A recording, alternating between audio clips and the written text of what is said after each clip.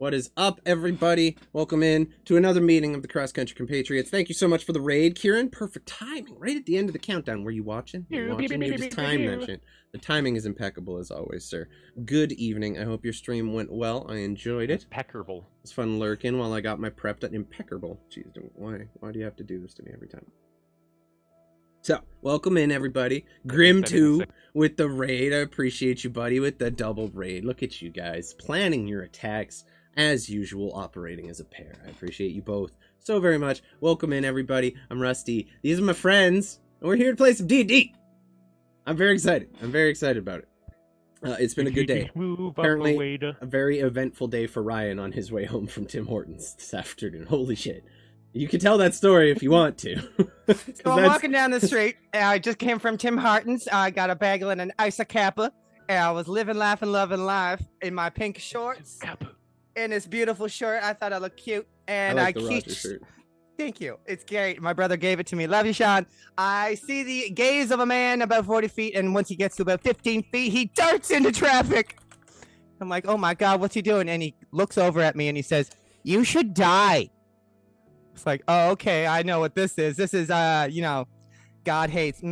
It's, so I'm like, I know what this is. I look in his eyes and I'm like, oh no, this is the look of a man who is far from the, far on top of the edge. He is off the edge and he's off at the cliff. So I just stare forward and keep on walking. Prison rules. Do not look forward. Do not interact. Do not pass go. Do not collect $200. So, not homophobia. Just insanity. We love it. We love it. Not a hate crime, just a crime. Just a crime. We love that. I just got to ask one question about one thing you said. Were his gays okay, though? Apparently I was one of them, and no, I wasn't. I'm so sorry. I had to. That's amazing. Oh my God, you have a fucking coffee and Timbits? It's sponsored by Tim Hortons. This potential hate crime, session, baby. Ooh, yeah. Look at you go. I wish I had Timbits. Where's the DM tax on the Timbits? Drive one over. Let's go. Chop. He's a Tim's operator. I'll bring you some for the secret thing. Anyone? Oh yeah. So home rule for all of my in-person D&D games: anyone who brings snacks for either the DM or the whole party gets a free inspiration. That's just general. Unfortunately, does not carry over to cyber games unless y'all want to be skip the dishing me some food. Straight to capitalism. Woo! Gregory, you got advantage from Kieran. Plot armor. Oh, that's like at least one sushi meal, like at least with an extra soup to put in the fridge for the next day, so I can just microwave it and have lunch ready. Which will come about $90 total. No, y'all are good. And that's just one episode of plot armor. Yeah, that's one. You get one episode. It's a sushi meal per episode. Yep. There's going on my end. Nothing really new. Continuing our game with Goblets and Warlocks every other Saturday. Next game coming up on the 26th. We are also continuing our guest spot on Insomnia Nights Fallout Folly stream, which has been really fun. We were up until like 3 yesterday doing that, so that'll be next Sunday at midnight. It's going to be a very, very busy few weeks for me coming up. I'm very excited. I'm very stressed out, but very excited. It's a good time. We're gonna push it. And since I'm off for the foreseeable future until my next freelance project starts in a couple weeks, I am gonna do a full-time stream schedule this week and basically stream like 5 days straight and see how I do and have some fun with everybody. We're gonna do some world building on Wednesday, some more fun shit on Fridays. I'm not sure what I'm doing. I don't know. Possibly more Red Dead. We'll see. I loved the Red Dead stream. That was a good time. Other than that, nothing really new or exciting going on. That sounds super exciting, though. It is. Full week of stream. More bang for the buck. Yeah. It's going to be a lot. So we're going to do the usual morning spots on Tuesday and Thursday. I'm going to be a little late tomorrow, though I am visiting my grandpa in the morning, so we might be about 30 minutes late on the start time for that one. Wednesday and Friday are also going to be around noon, so I have a little chance to sleep in and, fuck around in some other time slots. Let's disturb some other people's schedules. Other than that, I think that is about everything we had to get through today. So, moving on to our recap. Last session, the party, leaving Redwatch in a bit of a hurry after their evening of shenanigans. Gregory leaving with a new tattoo and possibly a slight infection to be managed in the near future. Mantuka leaving only with maybe a slight hangover. And Stanislav just a general sense of positivity and awesomeness. Can as cure an usual. infection, no problem. Infections are very mild, but it was a sick tattoo, a very sick tattoo of, I believe it was the sigil of Mogus, complete with a pair of goat horns added to it to represent the goat that Mantuka booted off of like 100-foot cliff earlier in the campaign.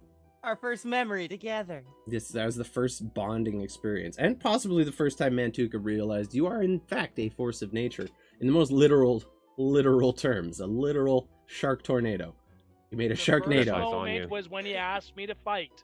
That was the This is first my bonding testament. moment. That's true, but you beat his I'll ass. fall and burn. There you go. Oh, so bad, so Praise bad. Mount, Fuck so his bad. like bear You form. wiped Fuck the floor you. with them. Yeah, no, absolutely destroyed. However, after leaving, quickly making their way to the river town of Riverguard, another garrison town just on the northern part of the Vemire River, not really spending a lot of time there, taking a minute to do some light shopping. Mantuka picking up some fishing gear to perhaps aid in his fishing endeavors, while the attempted And human gear. lassoing of fishes was mildly successful, having rained 3 over an entire day Fucking of fishing. amazing. Okay. Positivity, we love it. You guys left the town with your new gear in tow and quickly made your way towards the Daggerwoods Forest and your final destination of Ravencrest. However, on the road, as the forest began to go thicker, the road more grown over and more disheveled and less maintained, a heavy mist began to set in amongst the base of the trees, kind of spreading amongst the entire forest floor. Nothing really standing out as particularly dangerous at that time. However, as the evening came to close, thank you for the sub, Goblets and Warlocks. I appreciate you gifting the sub to Silver Wolf. Thank you so much. I appreciate that. Thank you for Lurk Silver. I appreciate you. Pew, pew, So, pew. wanting to find a place to safely camp for the evening, Gregory, I believe in wolf form, made his way deeper into the forest, was trying to sniff out perhaps a previously used campsite, some previous travelers, or something else. Eventually finding his way to a small clearing where he smelled what could have been an old campfire. Ash, charcoal, usual sense. However, something else mingling with that smell, the smell of decay, rot, flesh. As this fog briefly cleared for a moment, Gregory quickly discovered that he was very much in a campsite full of people who had seemingly gone to sleep one evening and never awoken, their bodies completely drained of all fluid. No blood left in them whatsoever. Gregory quickly made his way back to the party, but was very hastily pursued by a strange fog-like creature just weaving its way through the fog and the trees, trying to suck the very life essence out of Gregory, eventually making his way back to the party. Combat ensued, where you fought off 3 seemingly vampiric-like mists. After a little, take a couple hits, nothing too major. It wasn't anything beyond your capability, but it definitely made it clear that you were in a place that was more hostile than you were led to believe. And even then, as you look around on the road and see the fog occasionally blown about by the wind, you see leaning against trees, every now and again, a body, similarly drained of blood, skin dry, cracked, hanging over a skeleton. That's where we're going to pick up today. Before we do, I just want to thank everyone who came in. Everyone was in here bright and early. Aves and Kayla, my 2 mods, in here before the stream even started. Then Kieran raiding in nice and early, and Grim too. You guys the best. I want to thank you all for being here the last few weeks. From the very bottom of our hearts, it has been a wonderful time, and we're very happy to share the adventure with you. So, Praise Mogus. Praise Mogus. Picking up where we left off. You guys stand now. You're victorious in the middle of this road, standing as the fog's kind of billowing around you. Bodies leaning against trees and on the ground all about you. What are you doing? I believe it was like just going into nightfall now, and we were looking for a place to camp, right? That's why Gregory went and scouted ahead, right? It's pretty dark now. Yeah, it's definitely evening. Like, even in... Okay. It's definitely nighttime, like we're getting into the evening. It's dark Yeah. here more or less perpetually, between the fog cover and the heavy tree cover. The sunlight that makes its way through is rare at best. So, Do we actually see like bodies on the ground? Or is that just we're getting the super Yeah. creepy vibe? no, there are actively like corpses around here. Some of them very, very old. Looks like this has been happening here for some time. Like, even as you look to your right, there is a body just leaning against a tree, and you see in its gaping now dry mouth just a web of spiders that have made a small home there. Halbert! What the heck were those things? You feel halberd pressed immediately into your hands as Mr. Smelly does his squirely duties and hands you the weapon as commanded. Yeah, there you go, boss. I'm just gonna walk up to some of the. Can we get out of here? Kind of like. Can we get out of here, please? Them. Shut up. Okay. Get a good day. Don't ruin it. As you poke the one near you, you poke it, and a wave of spiders just erupts from the mouth of this creature as you disturb them and just skitter about into the fog. You lose sight of them. You feel a couple kind of crawling up your legs. None of them are big enough to be any kind of threat, but there is a lot of them. And you just hear them skitter off into the fog. The body just collapses limply as you push it. Sorry, I'm gonna turn around to the group and say, so you want to make camp? Bow, bow, bow, bow, bow, bow, bow, bow, bow, bow, bow. So I forgot Gregory, that's your dog noise. Can you? I'm gonna give you scritchies. Okay, no, become Gregory, please. We should not stay here. He just like climbs out of this wolf that melts away. We shouldn't be here. This is not a good place. Well, just throw down some holy water. I'm sure you have it in a little box. And I Do you don't. think maybe we? You got robot Stanny. No, I stopped talking for a sec. Oh, I don't have that.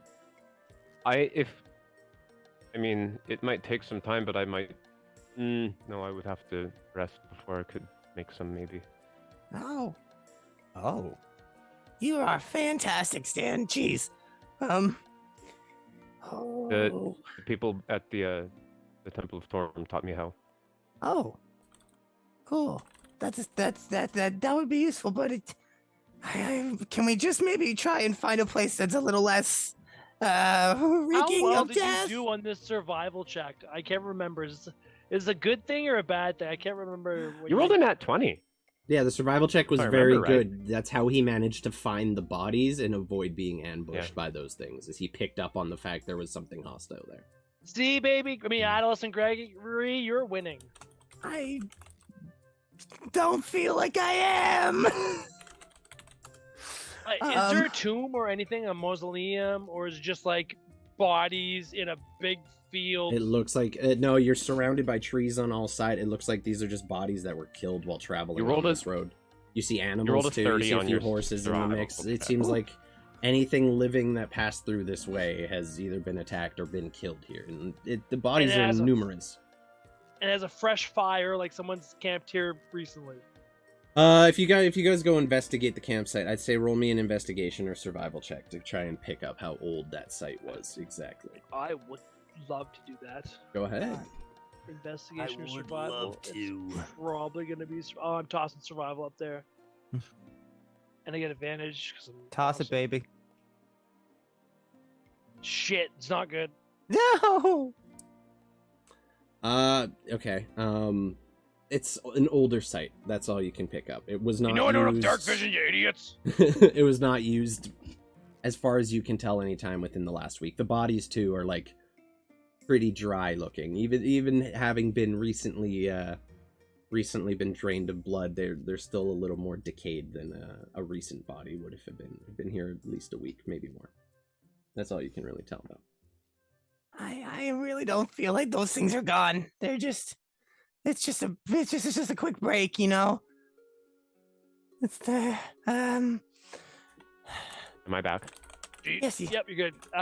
Do you want to force march out of here, or what? I think so. I think you just at least find a place without any bodies. I think that'd be good.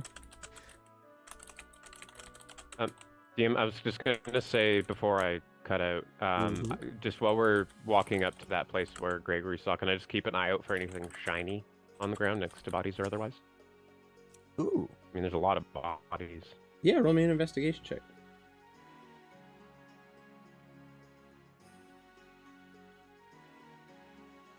Avec le guidon.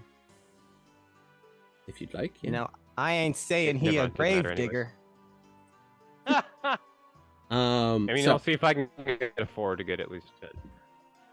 You got a 7. You've rolled a 7. Congratulations. As far as you can tell, it looks like these bodies have more or less been picked clean. No. They are still clothed Makes sense. for the most part. You can You wouldn't be able to tell if any clothes, like a jacket or anything, had been taken, but their pockets have definitely been picked through. They have no personal belongings on them beyond the most mundane shit you can imagine. There's not a cent on these people.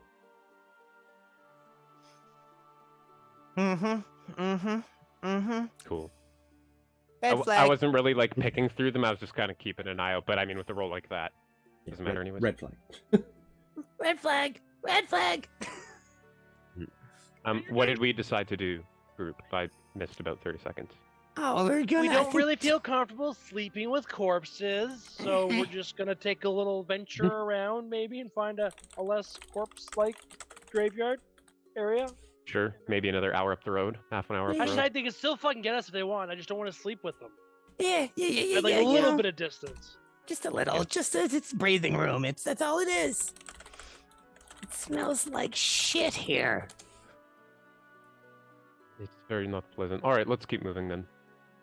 Thank you. Yeah. I'm just gonna keep as Gregory's walking. He's doing like spins almost, just keeping his eyes up and around and waiting for Let me foggy hand to slap him in the face. let me. Well, uh-oh. I jinxed it. You jinxed it. Now he's out again. We lose the Chris Stan! all over the place. Stan! Stan, where did you go? You seem so distant, Stan! The fog took Stan Mantuka. Where did he go? The fog has changed him. Oh God, we're Okay. playing Dead by Daylight. We are. So while this is happening, explain to me what you guys want to do, just so I can start planning ahead while we wait for Stanny to come back. I think Gregory and I discussed on maybe just doing a little survival check around finding a piece of real estate that does not have as many bodies or stench of death and decay. Sure. Both of you roll me is survival or perception. Actively looking through the forest. There he is. What's up, buddy? Hey, beautiful. Hey. Hey, you. How you doing? There was a weird power surge. Everything flashed off. So it reset the internet. So I'm just gonna tether from my phone. Do that if you want I know to we'll be try good. going off cam for a minute, but it seems like you're fine. Kieran says success is not final, failure is not fatal. It's the courage to move on that counts. Who are you giving inspiration to? Kieran, pick one. They get a That's D6. a nice thing to say. They get a D6 inspirations. What happened, by the way, while I was gone? They're gonna currently do the looking for a better, less dead body riddled, Less corpse-filled area. less corpse-filled area. Which collectively between the 25 and the 11, Gregory is hard carry. Or do you have advantage? So you get the 19, right? I have advantage. Yes. So I am with, Minotaur, hear me between the roar. two of you, I'll pop a it takes- divine sense too. Okay, Ooh. Mantuka, you get a D6. So divine sense. What's the range on that? Oh, 50 okay. feet. The whole And I'm gonna forest. pop one. Oh, Yeah. So if evil resonates on your senses, like a smell or anything, this whole forest smells like shit. Mm-hmm. And evil is seeped into the Very ground. forced. It is seeped into the trees. Everything around you has been touched or tainted by evil in some way. There's not a are there sign any of good. celestial fiends or undeads within 60 feet currently? Not currently. No. I'm gonna pop one every 5 minutes as we're traveling, and save one until we get to a good spot. Okay. There's a great evil here. There's a great evil here. I love you, Ryan. Yeah, I just keep walking without acknowledging it. Between the 25 and the 19, it takes you a little bit, and you end up wandering a little back up the road from where you came, back to where the fogs begin to thin out. So I'm gonna say if you're trying to retreat and find somewhere truly safe, you're gonna lose about an hour and a half of travel that you had already made. So you're gonna have to backtrack a good chunk. Maybe not. Fair. Maybe like 45 minutes to an hour. That won't be that crazy. But you do eventually find a place where like you can see what little bit of sunlight is left in the sky as the sun is setting is just barely visible in this clearing you managed to find. The fog, while still faintly present and kind of just ever lingering at the lowest levels of the forest, occasionally in like those little dips in between the roots of trees and stuff, it is nowhere near as prevalent in this area. So you figure, to the best of your knowledge, to the best of your ability, this is the safest place you could be camping this evening. Unless you want to start risking exhaustion to travel another portion of your day. No, this feels good. This feels like we're just right on the outside of it. And it's actually gonna be better to be there, you know, like it's keep an eye on the enemy, you know, We're gonna enemy's die. close. No. I think this will be just fine. Yeah. And if Yes, If the yes. people Our who aren't intermittent on party watch- member says we're fine. Great. So he's intermittently gone. Then we're not fine. Stop it, you're silly. It's just this'll be a night for watches for sure. And we'll be good. Yeah, it'll be Yeah, fine. if ever there Can you was a stay with your night. watch and not go venturing in the forest like you normally do? I'm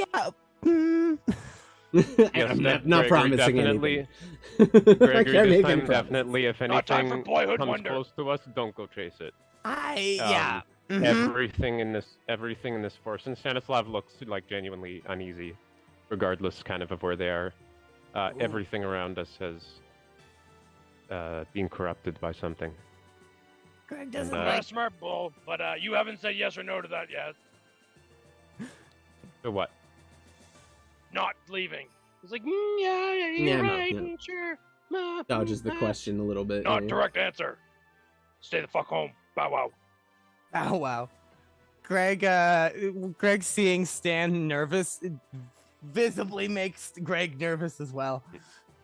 I'm gonna start a fire. Goes over and starts a campfire. Okay. Makes it very large. Okay. Roll me a survival check Good to idea. try and effectively build a Guidance. bonfire in a very much alive, very damp, very soggy forest. Let's see. 14, okay. 15 plus up. I mean, you'd need a 1 to get a 15, which would have been optimal. Yeah, so 10 would have done it, but it would take you a while. 15, between like the magic you have at your disposal, everything you can find, Mantuka's survival skills, Stanislav's ability to haul heavy logs and everything, it's Mantuka's too, let's be fair. And I can thaumaturgy the flames up. as Yeah, he's doing you effectively managed to build what is a small bonfire, not like obnoxiously big. You're not looking at like 10-15 feet of flame, Build it to but the you have sky! in terms of like on the ground, it's about a 10-foot circle of flame that is burning. Ooh, perfect. Yeah. Maybe a Yeah, little yeah, less, yeah. a little less than 10 feet, like a little. I just didn't want like a little rinky dinky like handheld thing. It was, I No, it was wanted a it big enough massive that fire, it and it scares kind of something. collapses in, and logs kind of fall out, and you just have a random bit of burning. Hey. As you do Is there so, a lot of smoke coming off of it? yeah, it is still very Oh. damp. Okay. It's a Moist damp place, wood, and yeah. as it's happening, and you just see a That's plume fine. of smoke going into the sky, thick, heavy. I'm gonna take out my rope and find 2 trees on opposite sides of the fire, aligning so that the rope would go over the top. But I'm gonna tie it around the 2 trees high up enough that it won't burn, and I'm gonna hang whatever meat I can left from that deer over it to smoke. Cool. You're gonna smoke some meat. I love it. Hell What are yeah! you doing? We have. I'm gonna say just trying to preserve this. that you're gonna actually have to climb trees to do this effectively. It's not gonna be survival. It's going to be, it's be athletics. I'd say to pull yourself up into a tree. You're not doing it dexterously. You're just grabbing a branch and pulling yourself up Nat 20. one at a time. Nat 20. I was I'm gonna gonna have- roll guidance to see if I can get a 33. Sure. Yeah. Fuck it. Stack it. There you I got go. 33. 33. Highest roll ever. I was gonna have you roll to find which branches are gonna hold your weight or not, and like see if you maybe fall. But between a 33 total, The axe in one hand, climb yeah, up. you like literally Climb just up. essentially like ram the axe and use it to stand up on it, and then pull yourself up one log or one thing at a time, right from the base of all the branches, so you don't break any and fall to your death. Well, not to your death, but you know what I mean. It I wanna takes you a tie it minute. about 15-20 feet above the Easily done. With the 33 total, I'll allow that to carry over for the whole process. Thanks. Jesus Christ. It takes you a couple minutes, but you effectively now have this just hanging line over the fire in which you could smoke some meat on and everything. You got hydrate. Perfect. Thank you. shit. My water bottle's in the other. Make up for it later, I promise. Okay. I drank enough of both At the of them, break, we baby. want to see you down half a bottle. Okay. No more, no less. Chug, chug, chug. No more, no less. The number of thy chugging shall be half. Oh no, I'm getting cringy. So, You guys all find yourself now in this grand clearing. You notice as soon as the fire is lit and the heat begins to emanate from it, the fog begins to clear from around the camp. Okay. That makes me happy. Yeah. And then, like, your divine sense is still up. That noxious smell of pure evil still very much radiates everywhere. It's not the around spell. you. It's just a ping. Hmm? A one-time. It's just a one-time ping. Oh, it doesn't like go on. That Okay, one cool, works. cool, cool. It's not the spell that I also don't have prepared. That's the one I always confuse with. Yeah. So that being said, actually mentioning that, I would have saved one use of it for when we got to wherever we were going to stop. So I'm going to do that Okay. now to see if there's Okay. anything within 60 feet of the camp. Still nothing. But you do still say, like, even here, the corruption has spread far enough that it is still touching this part of the forest. It is A little less severe though than much less severe. Okay. Like, there's not an imminent sense of dread hovering over you at all times, but you can still, every now and again, a breeze will blow past and you'll catch the literal scent of evil from it. Because apparently that's what the sword spell does, which is kind of cool. But yeah, no, it's still present, less so. And the fire seems to have been helping with the fog. Mhm. Well, the corruption isn't as bad here. It can still come in waves though, but I hope it isn't what I think it is. What do you think it is? Us being too late. Oh, shit. But, I don't think it's something we can risk. We have to go anyways. Yeah, I gotta make sure. But that's a good possibility that we should prepare ourselves for. We might be... Like, this might be a scorched earth campaign. God, I wish Mr. Maker was here. What's an earth?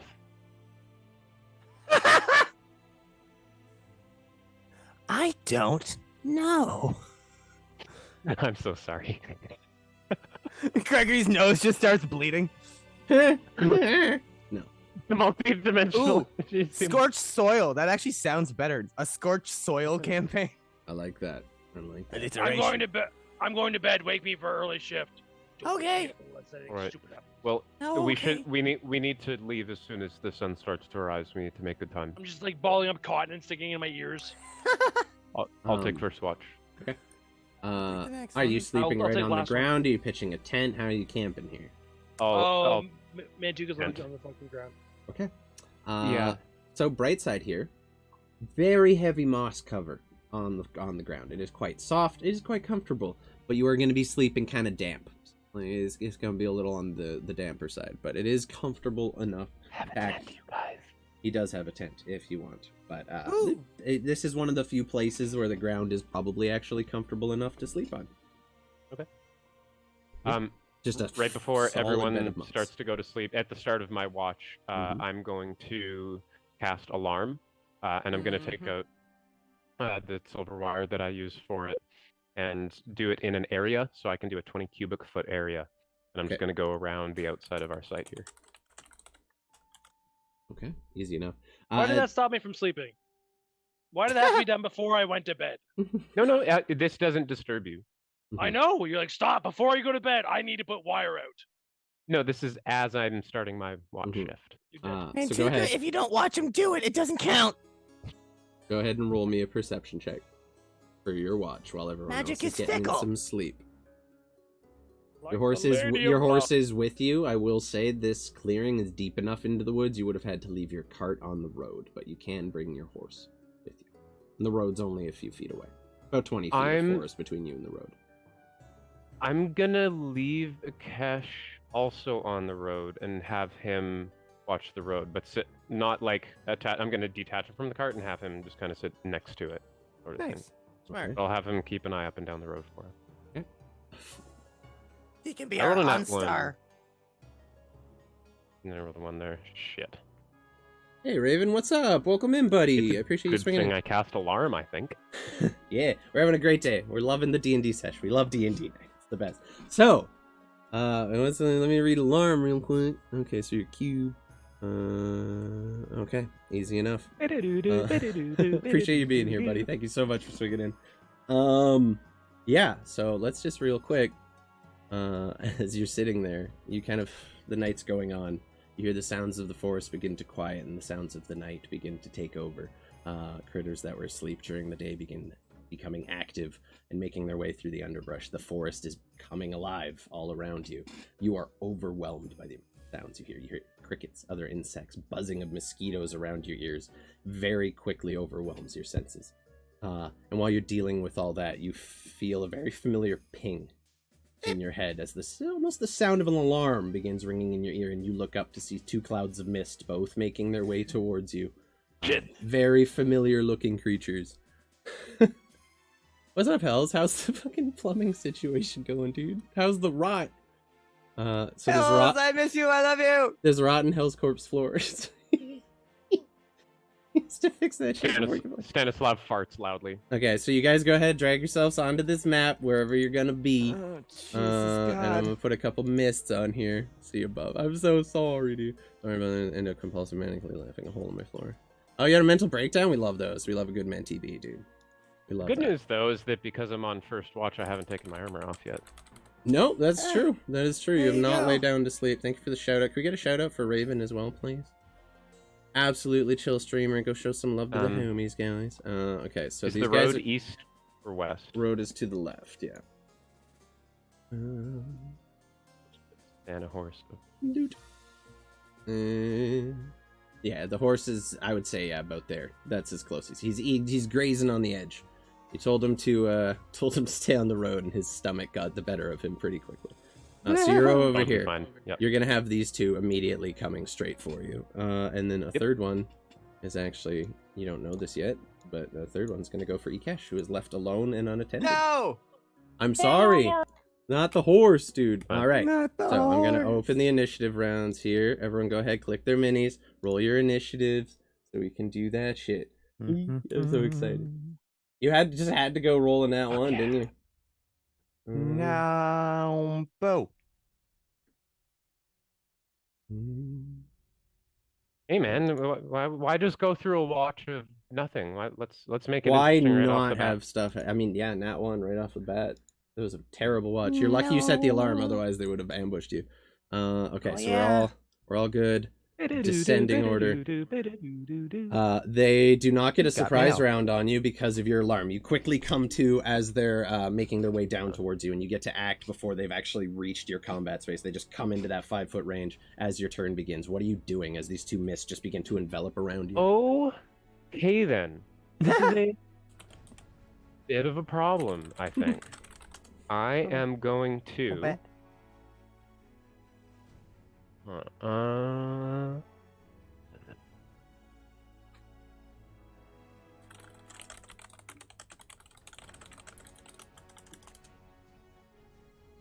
Invigoration. I'm sorry, House. Get invigorated, homie. I'm gonna just kind of stop for a second, see these two, Mhm. and Just begin making their way towards you. I'm gonna cast a spell that I don't think I've cast before. So, Oh, this is fun. I love this. Stanislav is gonna. How's the casting of this one gonna work? It's basically like most of his casting, like kinesthetic yoga. I'm gonna cast command at 2nd level to target both of them. So I would like that. Okay. And I'm gonna Okay. say, freeze, or something like that. Halt. Everybody freeze. I'm gonna pull up one thing real quick. Okay. I just need to check the wording of the spell. Did it not? Okay, I didn't put the details through. Okay. You cast the spell. As you stand there, you focus and you manifest and Yeah, you halt. release the spell. You say halt as you look at the mists, and they seemingly completely unperturbed by your spell. Don't even need to save against it. Creatures that are undead, Alrighty then. creatures that are Shit. undead or otherwise immune or do not understand your language are considered immune to the spell. Cool. So they Stanislav completely doesn't know that. Yeah, no, completely unfazed. They move right through it and begin just circling in you. They're technically in your space now, or at least one of them is, because they can share space with you. But I can't have two minis in one spot, so We're just gonna have them be next to you for now. That'll be your In turn, that yes? case, Oh, go ahead. yeah, that was the second level spell. I'm gonna bonus action. Yeah, no, nothing. I'm gonna bonus action. I'm nothing. gonna yell. Sounds I'm good. gonna yell. Wake up! Okay. Wake the fuck up! You begin yelling, "Wake the fuck up!" Gregory and Mantuka, you both hear this and begin pulling yourselves awake. I'm gonna say this turn, you guys are still waking up from the fight, so you'll get to act next turn in the initiative order because this was a sneak attack. Wait. What's up? We got Why did I move? I don't know why I moved. I don't know.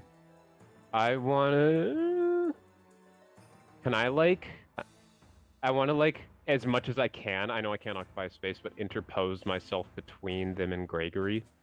Kind of stand over him. You can try as much as you can tell. These creatures very much can operate within anybody's space at any given time. There's no blocking their movement. Yeah. No, it's more so I want them to come for me and not him. Seems like they're pretty focused on you at this point in time. They're both in your space, twirling around you, wrapping around your face and everything. They're very active and very, very present in your space. However, it is not the ones attacking you that get to take a turn as we make our way over to trusty warhorse Ikesh, who is left unattended 20 feet away from the camp. Wait, doesn't he get to go? He does technically get a turn on your initiative order. He didn't see it coming, however. You did. Oh no! That absolutely makes sense. You got the alarm ping. Him. He didn't. We'll skip him. He's not getting a turn in this order. He is very much surprised as this mist envelops him and just begins trying to drain his energy. I need a Constitution save from Ikesh, please. I know we can't die, but I'm still so sad. Well, these things aren't very tough all that much, but you rolled in that one, so they're gonna pester you. Just if he doesn't have saves or anything. Straight Constitution roll. Yep.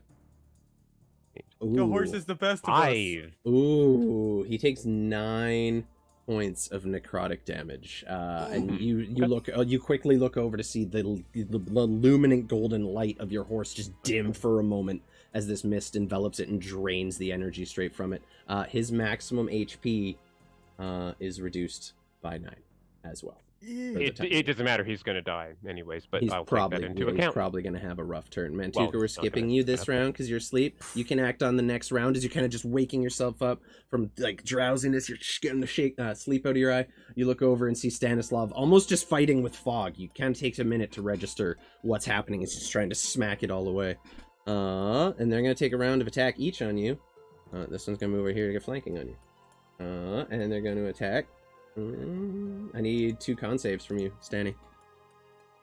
Yeah, they don't actually attack you, they just wrap around you and you feel like the literal blood being pulled from the pores in your body. Your eyes begin to tear up a little bit. Ooh, a 10 and a 15. So I take that 9, yeah. Yeah, you take the 9 and your life points are drained. Yep. Max HP is drained by 9. I do not believe... Second time it's happened to me. Nothing happens on a success. So the first one, you feel that energy kind of pulse through you. And the other one tries to do the same, and unfortunately you manage to steal yourself and regain your senses a little bit. Gregory, we're skipping your turn. You're up next round. Stanislav, it is your turn at the top of the order. What are you doing? Oh boy. This sucks. I'm gonna...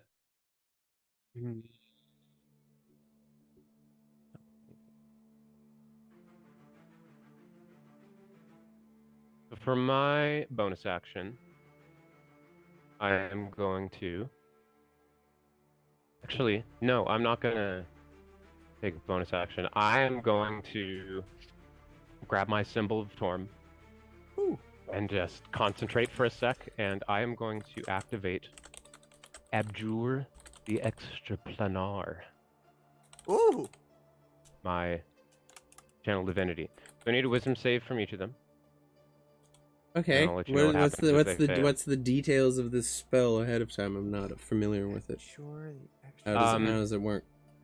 So, they must aberration, celestial, elemental, fate. Oh no, they're not on. Or fiend. Undead's not on there? Are you fucking kidding me? I will allow you to have not cast that spell because you at least fundamentally know what your spell would in this case affect or not. Okay.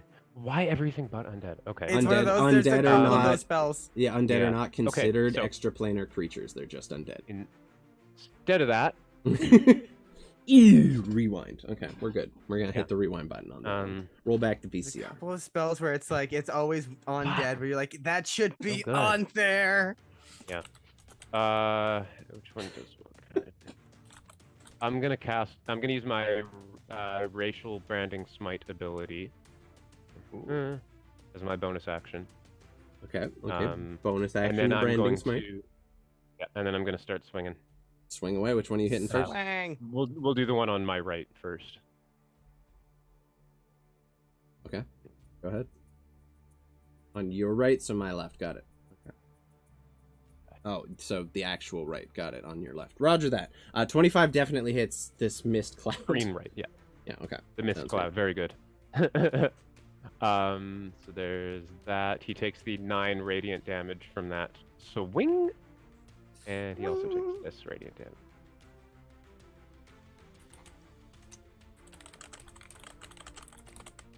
Takes 22 points Oh.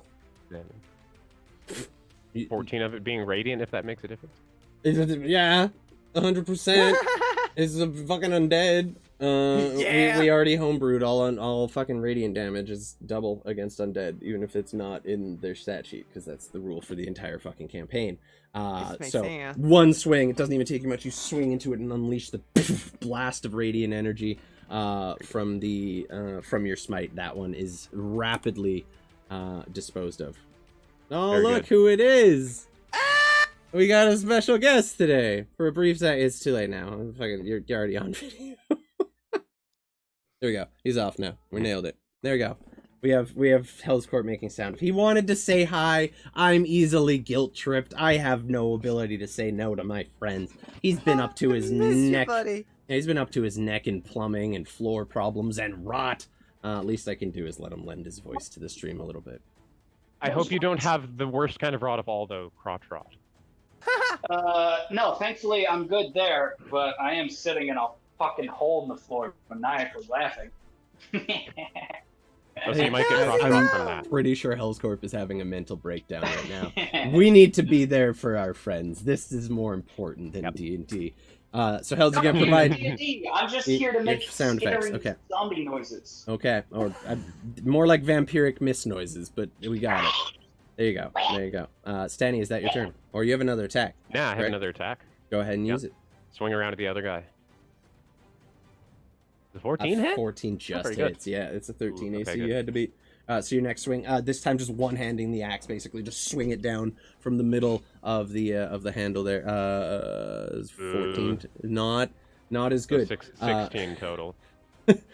The fog cloud speaks as it is hit by your axe. I'm gonna put a first level smite into it. I didn't hear anything. What's the point? Why are we even doing this? Oh, you didn't hear me say I'm putting a first No, level I'm smite into it? Yeah. saying I didn't hear all sound effects. Go ahead, put your first level smite into it.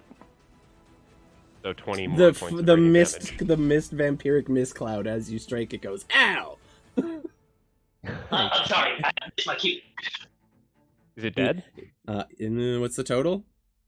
20, 32... with radiant, yeah, 100%. 36. That is an easily done thing.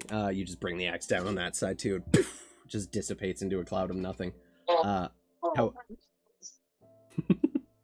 However, go ahead. And then it's Ikesha's turn. Yeah, Ikesh is currently being just attacked by this fog cloud. He's not happy. He's just chilling out. Angry. In the thing. Yep. Hoof Stomp 23. Come on, Warhorse. You're gonna hoof stomp. Okay, it's not gonna kill it, but it's gonna hit it. And it is bludgeoning damage. You just see the shiny golden warhorse out in the kind of woods by the road where you left it, back up and poof, just clomp its two hooves right down on this fog cloud, kind of collapsing right through it, landing back on the ground. 11 damage is not enough to kill it. No, I However, didn't think so. however, that is very good. That is a substantial start. There we go. And I feel like he would probably not want to stay there, and he would risk the attack of opportunity to turn over. Okay, have him roll a Constitution save as the fog just wraps around and uses its reaction to life drain it again. Run, Probably you not. apple-loving bastard, run! 15 this time. Makes it, does not take any damage. It just kind of spreads the fog as it makes it way out. What's up, Stormy? Thank you for the lurk, buddy. I appreciate you. Have a good stream later. Okay, so your horse does make it out of there safely. Does not take the damage from the attack of opportunity. Big, sad for me. I'm bummed. I'm sure he would mentally tell me about what the fuck just happened over there, He too. 100% would. As he's on his way, you just hear in your head, "Oh, something not nice just hurt me." Help. What? Over there? Oh, Yeah. shit. Okay, and Your- I'm going to use all 30 feet Your of my horse's movement. then. celestial mental voice. Yeah, you can use your movement. He does. Does he take his turn? Yeah, I guess you can combine your turns. That makes sense. Yeah, go for it. So you begin making your way over that direction. You do see a very familiar mist kind of just floating around where your horse just was. Next up, it's going to be its turn. And it has 30 feet of fly speed. Is not enough to make... Oh, that's not as far as I was hoping it'd be. It's going to use its dash action to just get right into your space. So we're going to have it next to you. It is currently sharing a space with you, though. Keep that in mind. Perfect. Thank you, Hellscorp. That'll be its turn. Mantuka, you awaken and you look around. You see Stanny squaring up against another one of these clouds. And as you kind of look around, you see two more descending from above the treetops, making their way towards your camp. These things can sense life at a distance, so. Mm-hmm. Okay. I Are they smell popping you. them in? I smell your fear. Ah!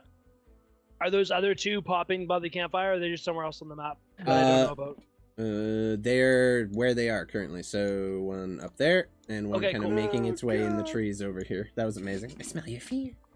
You begin hearing voices kind of echoing through the trees. I'm going to kind of run up and flank this one with Stanny, and I'm going to make a downward chopping motion with my halberd so I don't fucking smash him. Yep. And, Keep in mind, it is actively sharing his space. So if you do roll a nat one, you will hit him. Other than that, you're good to 100%. go. I would Okay. I would expect nothing less. Fair And enough. I'm really pissed off because I'm awake, so I'm gonna rage. Yep. You don't like being the Mantuka does not like being woken from slumber. This is true. No sweat. Go ahead and rage. Please roll 2 nat ones. Just murder Stanislav with the halberd. We'd Oh, love fuck it, that. I'll do it. If he does, that should be a crit Oh, on that me. was a nat one. But it's advantage. Don't worry about it. Ah, That's a nat Did- 20. Did you say reckless? Jesus Okay. Christ. So you're raging and reckless. Okay, cool. My heart can't handle this sort of whiplash. I got a Oh, nat no. 1 and then a nat 20. What are the odds? That was God sexy. loves you. Okay, so the nat 20 is gonna be what hits then. Go ahead, roll your damage. 18 slashing. What's the base damage of your halberd too? The base dice roll, because we do exploding crits. Oh shit. Yeah. So Yeah. it's base is 1d10 plus it'll be 5. 10. So 10 then plus your 18 total, so 28. perfect. You Damn. have brutal crits yet? You I do have brutal. You do crits, have brutal and I- criticals. Yeah. Roll that shit. Rage dice would be Uh, double too, or I guess we're just adding it to it. Exploding crits get crazy at high levels. 13 more. 13 more. Jesus Christ. Oofda. Oh, sorry, Uh, no, yeah, 16 no, more that'll do because it. of Doesn't matter. rage. Doesn't matter. You broke the HP limit on that one. You don't waste any time. You were originally going to go with like a downward chop. You quickly realize if you do that, you will probably cleave Stanislav in twixt. So you just run forward and stab through the fog, wrench your halberd out of it. Would not have done any damage if you did not have a magical weapon. You see the flash of arcane energy kind of burst off of your weapon as you make this attack, and the fog dissipates. We are fighting I give vampiric it a little mists. sidestep as he Because stabs through. yeah, as you just like one Jim Carrey in the mask a little bit. I love it. We're fighting some vampiric mists because Stanislav did a bad thing and rolled a 1 on his watch check for the night. So Oops. we're dealing with the consequences of that. Mantuka, would that be your turn? You do still have another attack. Well, that was one attack, right? Mm-hmm. Javelin. Ah, You feel, as usual, javelin pressed to your hand as you kind of hold the halberd in the ground with the other one. Mr. Smelly has been at your feet this entire time. He has not left. He is scared shitless right now. Like, anytime And he gets I'm a gonna- chance to speak, he's like, can we go now, please? And he just keeps handing you weapons anytime you call for a weapon. He's doing his Wait, squire it job. won't do anything. If it's not raining, we're not training. Mantuka doesn't know that. Yeah, he doesn't know that. He's gonna fucking huck a fucking... Huck a hallam or fuck a javelin. Let's go. 26 to hit. Okay.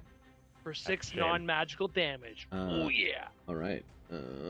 It does plus rage? Still technically hit, but plus rage. Okay, so altogether. So 9 non-magical damage. You throw it, and the halberd just right through it, and you see it kind of poof around it and then just reform. It takes the damage, not as much as you would have thought. It looked like it mostly shrugged that off. They're not immune. No damage. No, okay. they're resistant to and then I'm non-magical gonna move the remainder weapons. of my movement there. Okay, sounds good. Next up, we have the mists. This one is going to hone in on Gregory, who's kind of alone on that side over there. And do its thing. Gregory, roll me a con save. Should be good for you. You're a good con. Gotta go draw them looking. Hell yeah, Brandon. Noticeably larger than or the Brandon. other ones? No, their minis are larger because I wanted to see them better on the map. They're still considered. They're just not fog clouds, so they're just roiling in that space at any given time. For the sake of it, fuck it. Yeah, consider them large creatures just because it looks cooler on the map. DM not player. having tiny little minis. Constitution 11 from Gregory. Yeah. Okay, so you take 11 points of necrotic damage as you feel the life force being drained out of you. You feel a trickle of blood come from both of your eyes. The taste of blood in your mouth, that coppery taste, as blood is literally being pulled from your pores and orifices. Your max HP is reduced by 11. That will be its turn. Yes. I thought we were safe here. You were till Stanny rolled a 1. The next one's gonna go up on Stanny and Mantuka. Mantuka, I need you to roll me a Constitution save as it wraps itself around you and you feel the familiar sensation of your life force being drained. You can add 4 to your save because you're within 10 feet Yeah, of me. within 10 feet. Sweet. Not that it matters. 26. It's more than enough. No damage to you whatsoever. You guys are like, no, you're good, Hells. You're good. This is funny shit. Kidding me? Doesn't bother me. Just what you could have played. Are you? I literally couldn't have. Okay. Well, if you're available, you can. Then make your demon noises and shut up then. I am. That's why I fucking put it in the chat. It distracts me when it's in expecting chat. I'm sorry. So, the next miss does not manage to sink its attack in against Mantuka. As you feel it trying to drain your essence and your very life force from your body, you manage to shrug it off. You flex through the pain. You and the can't mist, drain awesomeness. the mist recoils, having... Gregory, you're up. There's the mist in front of you. That's just drained your very blood from your veins. What are you doing? Oh, Gregory's gonna panic, just stumble for the box to the side of his bed, and grab it by the lid and sort of flip it open. And as soon as it gets over his head, it bonks him on the top of the head, and a little clown holding a tuning fork just sort of plops out, holds it up, and then a little tiny lightning bolt just fires out. And I'm gonna cast lightning bolt at 5th level. Yeah, so you all watch as this teeny little spark of electricity just kind of like just jags its way into the sky, and then it kind of disappears into the cloud, and you're like, nothing happened. Then an eruption of thunder as lightning splits the entire dark night sky, and I'm pretty sure that you're gonna kill it. Dex 15. Okay, you don't kill it. What's the save against it, by the way? Dex 15. He makes it.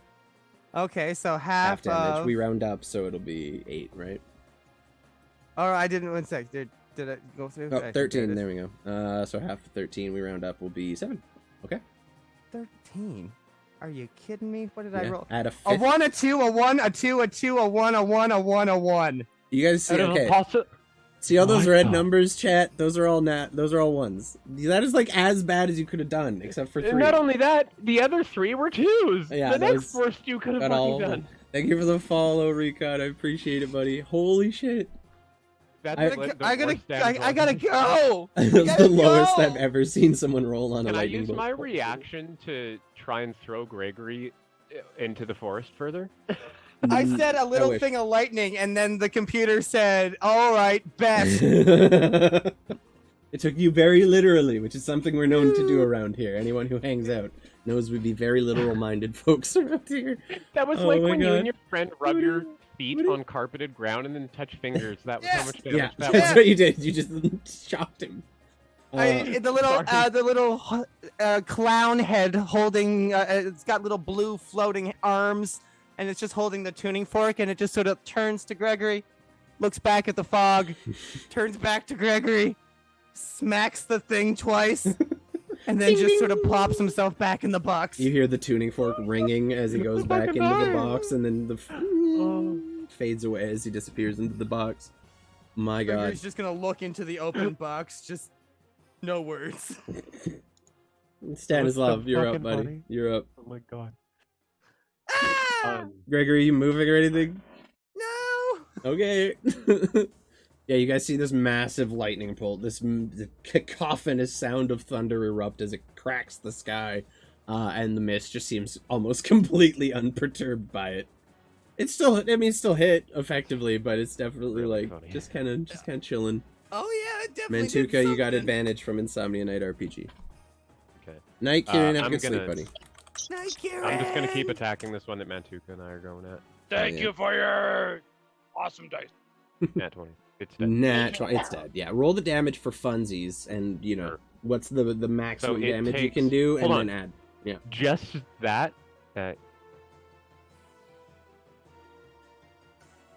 Max dice plus whatever it takes, you roll. It takes 30 It's dead. minimum Yeah. damage. It's HP Minimum starting. It's done. It's damage. Finished. It's finished.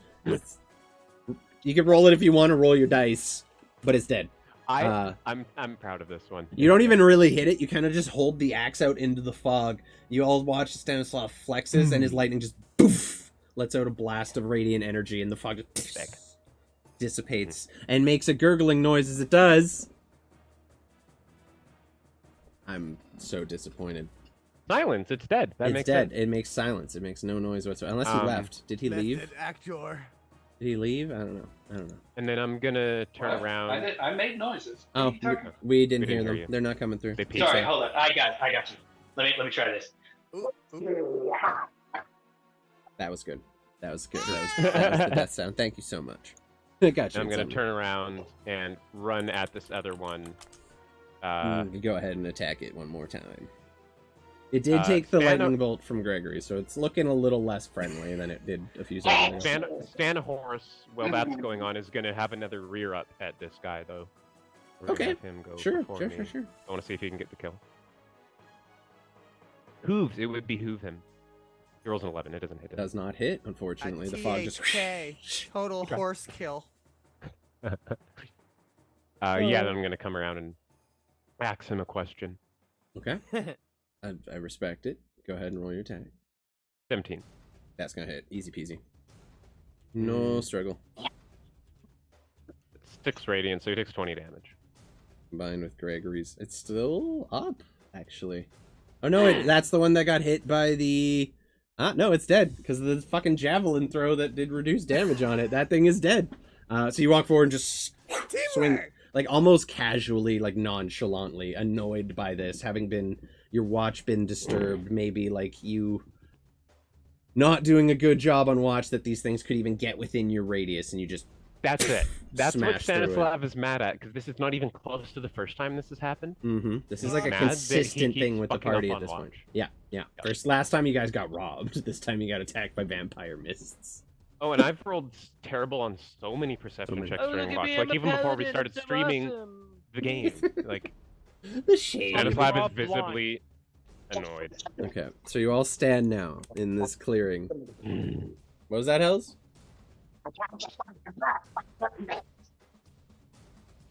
Gollum? He's retreating to the demonic Yeah, land. it sounds like Gollum has just joined the game of D&D. I just wanted the blood. You have blood.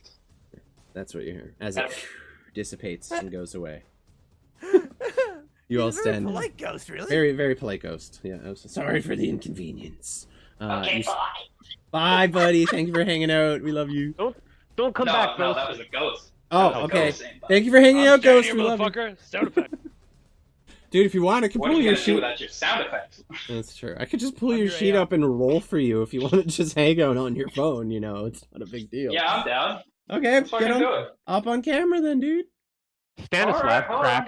cracks his knuckles. This is easy. All right. I'm gonna pull up Mr. Maker's sheet for a second. Let's do it. Fuck it. He's fucking here. Hey, we missed you, dude. Hey. There's my little buddy. It's so good to see you again. How you doing, buddy? Let's pull up Mr. Maker's sheet here. Oh, he's in a hole. Joining us from a hole in his floor, Mr. Live Maker, from the ladies hole. and gentlemen. So It's Mr. me. Maker, I'm back. I need you to do me a favor, Mr. Maker. What? I need you to roll me. This is for what happened when you were off stream, and I guess I have to roll these for you. Yeah. So, you know what you were working on while you were away. The party doesn't, of course, but Yeah, I do. yeah. So we're gonna make a tinkering check right now, which is gonna be dexterity. We're gonna add 4 to it to your for your proficiency bonus. 16. We're gonna flash a genius that and bring you up to a 21 because that's how we do. I know how you play That's your how we do. character. And then we're gonna roll an Arcana check to see how well the enchantment holds up. Also, very good. No roll necessary. So you know what you were inventing. It is still in. 26. Yeah, it is still in the testing phases. I will send you a homebrew sheet Yep. for it next I do week. indeed. And Industrial Uh, ball game. Yeah, I will send you a homebrew sheet for it next week. For this week, you can use it to grapple and grapple only. We'll figure out the attacks and stuff when we homebrew it up. But they are Sounds good. Pull the effectively ball game. capable of grappling. So, you all, as you kind of stand there in this clearing, having now just conquered your foes, the vampiric mists that have so availed you now to this entire time, constantly making appearances at you, you begin resting up. And as you begin to settle in for the night's watch, oh, he left and then he came back. And he's gone. And he's gone. Big sad. Hello? Hey! And he's back. How you doing, beautiful? I was here the whole time. What the fuck were you guys talking about? Your whole cam went gray. It was weird. Are you flossing? Oh yeah. You all kind Yeah. of like begin to reacquaint yourselves. You calm down. The adrenaline begins to leave your system and fade. And as you do, you see something strange on the horizon. Something bright against the night sky. A small point of bright orange flame making its way across the night sky, making a beeline straight for your camp and the massive bonfire that you have lit here in the middle of the Daggerwood Forest. What are you all doing? You don't know what it is. All you see is just a little orange light making its way. Peter knows what this is, and Towards I your hate camp. it. I just want to go back to bed. Oh no. What are you guys doing? Ah, fuck. Does Mantuka actually see this like Yeah, flaming? you all fucking see ball you of all just see a little like orange light making its way from the south, making a beeline for your camp. shit?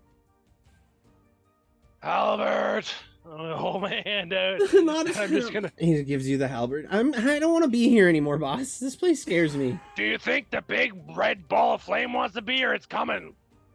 The big If ball it's of coming, red then flame. yeah. Yeah, Gregory, you see it too. Everyone sees it. It's making its way south. Even the horse is kind of looking up, standing here in your head like, what's that? I have no idea. I'm gonna hold an action to not get hit by this thing, Okay. and then to deal with whatever it is before I go back to bed. Okay, as you're all standing there trying to prepare for whatever may be coming, you see a familiar individual make his way out of the sky. His jet propulsion boots that he invented himself. Oh, he's gone now. He's This is gonna be complicated. Anyway, you guys see. Complicated. Oh my god. Even if he ends up falling out, at least he's reunited with the party at this point. There you go. You see the familiar form of Mr. Maker begin hovering a couple feet above the ground and then land in the kind of damp, moist moss that rests on the forest floor here. And you see your friend, your ally, Mr. Maker, a little disheveled, a scar on his head from where the rock would have hit him.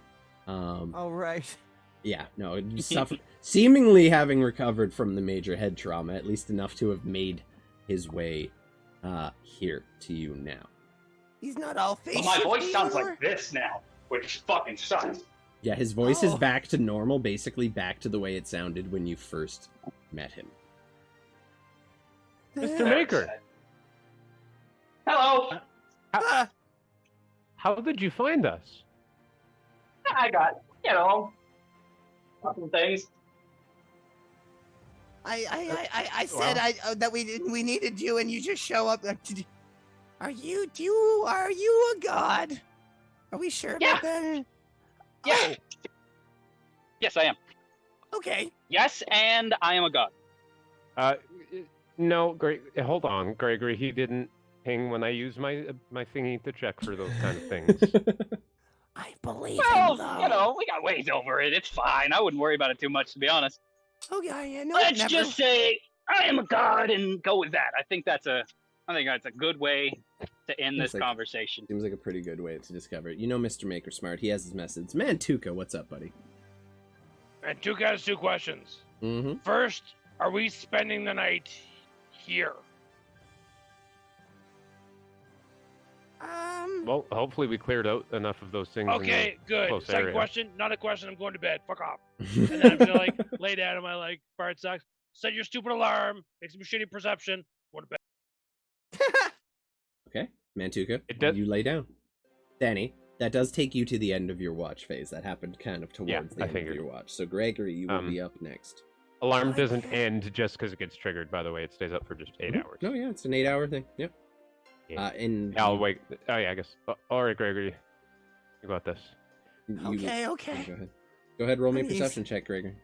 Gonna use my Kieran advantage. Yep. just out of the Now would be a good time. You guys just keep getting attacked by mist all fucking night. No one gets to sleep at all.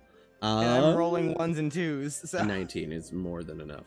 Your watch passes without further incident. The entire night, you are standing, watching, staring at every corner of this forest, trying to make out whatever you can. You have decent sight. It is dark. Like, outside the range of your campfire, you can't see a fucking thing. But you're just on alert. And if anything enters the range of that campfire, you will know. A couple times you see, like, a rabbit kind of skitter by her hair. A couple squirrels or chipmunks kind of making their way across the forest floor. There is normal life here, as far as you can tell. But they are hesitant to get too close to you, as you would imagine. But for the most part, it seems a pretty standard forest at night, apart from the vampiric mist swinging in to try and, drain you your life and stuff. But the rest of your watch passes without further incident. You kind of sit next to the crackling bonfire next to you, which has begun to die down at this point, but it is still a substantial flame. Keep warm, keep dry, and pass the rest of your night without incident. You kind of shuffle Mantuka awake at the early hours of the morning. It's time to get up, Mantuka. Is Mr. Maker still here? Yes. Good, you can take my fucking ship. Okay. Okay. Oh. I'm gonna roll perception for Mr. Maker then, which is at Yeah, advantage. Sure. Okay, you get advantage. Yes, it is. Did an unnamed intern come with him? Maker. He's gonna flash a genius that and bring him up to a 16. I love that So, outdoor scene. Mr. Maker, you're sitting there. You begin working on some wood. Just working on some general tinkering. Figuring out some of the next projects you're going to be working on. Something you all would have noticed is Mr. Maker seems to be sporting a new backpack of sorts. Nothing too special about it at first. He's definitely upgraded in the backpack department as it stands. Mr. Maker, you sit there kind of fiddling with your new invention, spending time doing whatever it is you need to do to make sure it's in proper working and running order. With an 16, however, you do throughout the night begin to hear the sounds begin to die down, and around about 3-4 a.m. in time, you notice the forest goes deathly quiet. There is not a cricket, not a bug, not an insect, not an animal making a peep. And as you sit there, Let me investigate that, eh? go ahead and roll investigation. Yeah. Even as can't. you're sitting there. That's you. Oh yeah, fuck my bad.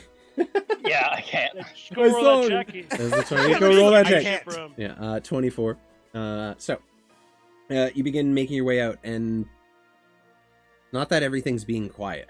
You discover very quickly that everything has gone. Everything is hiding or disappeared or something. The silence is nerve-wracking.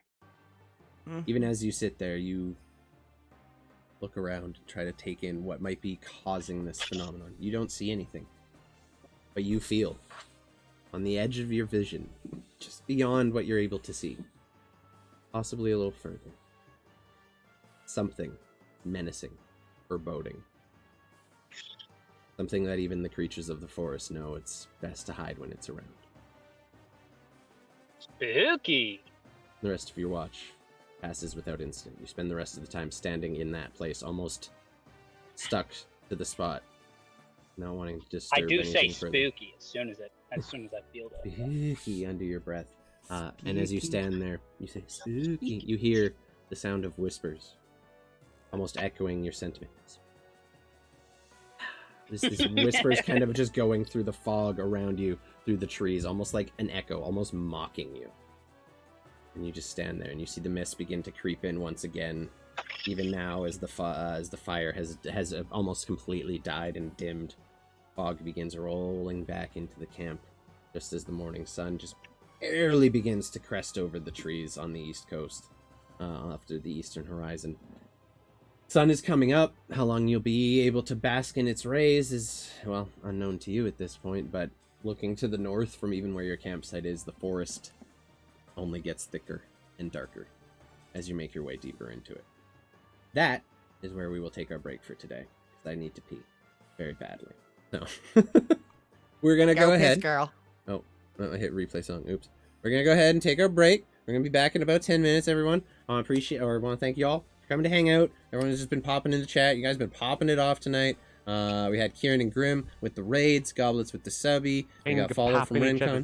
No, we're not finger popping each other's assholes. Anyway, I appreciate you guys so very much. From the very bottom of my heart again, thank you for joining us tonight. We will be back in just a few. Don't go anywhere. See you in a minute.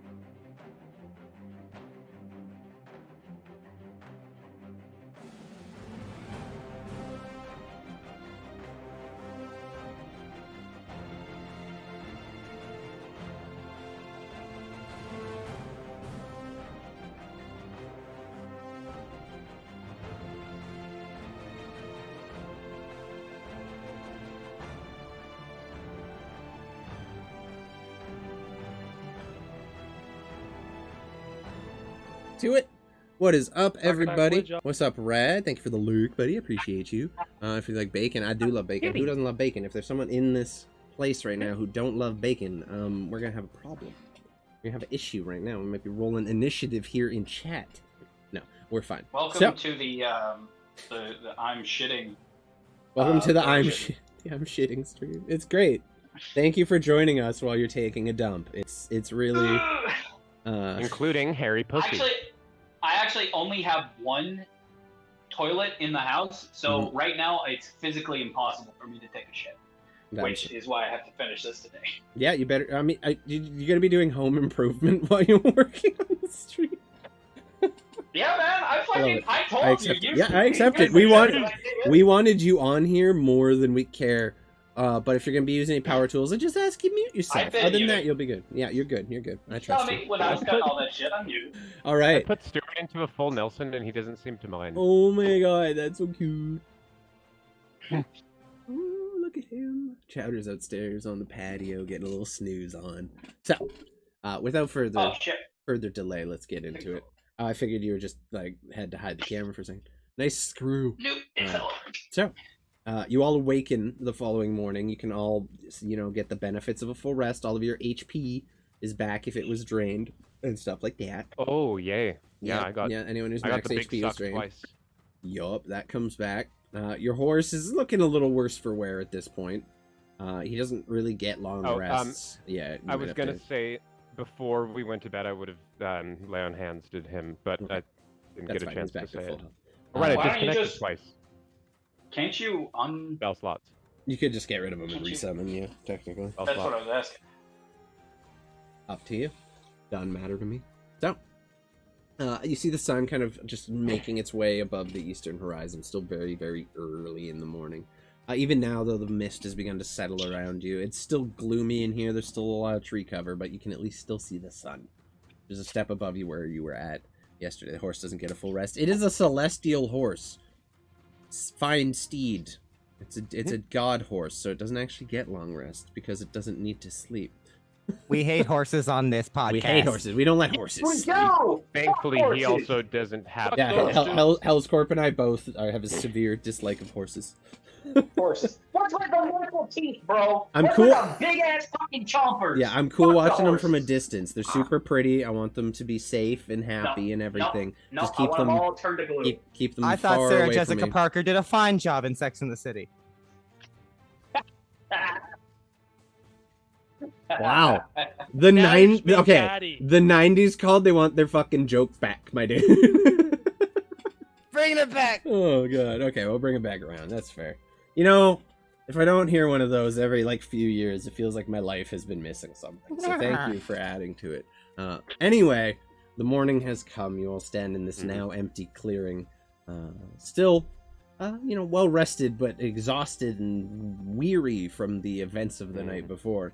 It's hard for you guys to get a good night's rest, or at least a peaceful night's rest as it stands now. But as the morning finds you, what is the party going to be doing today? What's the game plan? All right, Mr. everybody Maker up. still with Weather us? check. moving. Roll We exclamation need point to hit- D100 red, please. We need to hit the road as soon as we can. I've already packed up the tent. Grabbed all the meat that I've smoked, which I would assume is a good shit ton now. Overnight, yeah, you have basically, we got 30. Okay, so there's no rain in the sky today. It is a nice, cloudless day. There's not a cloud in the sky. Only this thick mist that seems just to not be breaking under the sunlight. Even the sunlight doesn't necessarily keep it at bay. It is just ever present. Other than that, though, it is a fairly pleasant day here in Fellerun. You guys spend whatever time it needs to pack up the camp. Where are you heading? What are you guys doing? What's up, Creepshow? Welcome in. Thank you for the weather Onwards and check. Red. northwards. Yeah, just going right back into the mess of it. Ooh. So are we going back to the body little thing that we went to? They were like, oh, not Yeah. right now. The only Okay. road Going north that through. you know of. If Okay. you want to try to find a way through the forest, you're free to as well. No, I just want to make sure I'm on. Fuck, I'm down. I'm down to clown. I just want to make sure that I'm on par with everyone. Yeah, let's go spooky forest, death pit.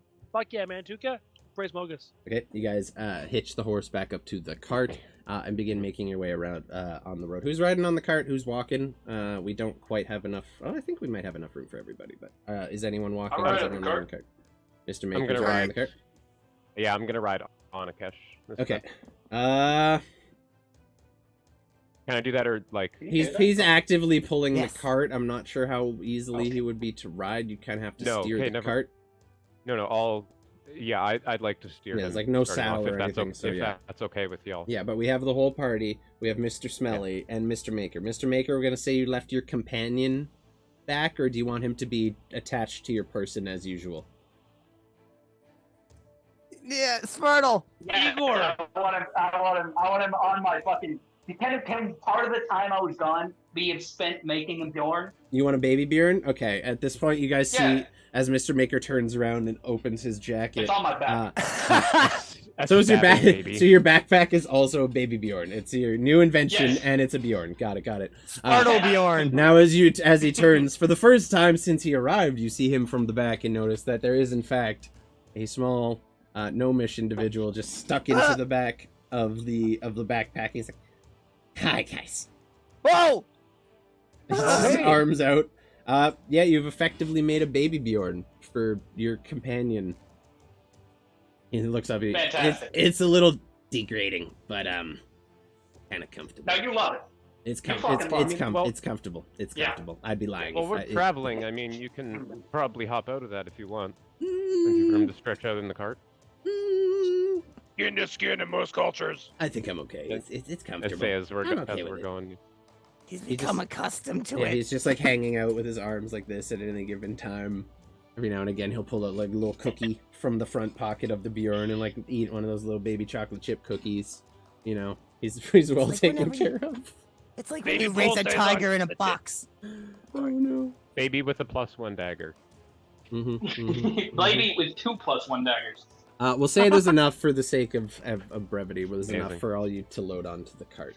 It is about a full day's worth of travel left Cool. to get to where Fine. you need to go. Let's pop on over to the world map. World map. Can we travel at? No, I'd imagine we can't travel at 70 foot a second walking, 70 foot per round walking speed. Not with all of you on the cart. Half that. I'd say 35. half. Yeah, I'd say about half. That will give you 40 feet a turn if he's moving at a good speed. Yeah. He's not We go sprinting. a This little road is faster than if unsprintable. we were walking normally. Basically, yeah, you're shaving a little off. Instead of 8 hours, it's going to be about 6, maybe a little less. So go ahead and roll me. You don't really have land vehicles. You do actively have to help guide your horse through this because it is overgrown road. As you guys begin kind of coming around that same bend from the previous day, you see the ground begin to descend know a what? little bit. The forest thicken and the mist just hang in that valley. At a certain point, seeing how bad it is, I'm actually going to get out and walk 10 feet in front to scout the ground. Nice. Okay. I will Yeah. say then, Attaboy. go ahead, roll me survival with advantage since you're actively leading. You kind of Mantuka, have. What's up, Mantuka? I am proficient with land vehicles. If you want to make the check, I'll say Stanny's helping you by scouting out the road ahead. Because you can't Okay. see it. The mist is about Mhm. 2 to 3 feet deep at any given time, and it is so thick you cannot see the ground. So you're effectively have your axe out, just fanning the mist and trying to see what's at your feet. Every now and again, you kind of step on something that crunches with a little bit of a sickening, dry, bone-sounding crunch. Definitely still bodies on these roads.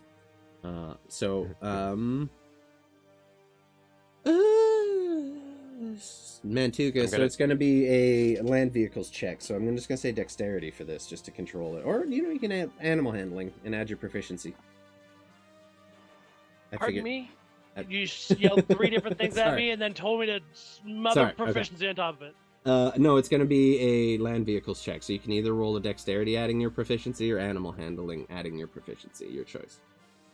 Animal handling. One is to baby. convince the horse to do what you want it to do, and the other is to Not guide the 20, horse. come my on. God, Oh, let's dear go. me. So, and you can literally tell him what the fuck to do out loud.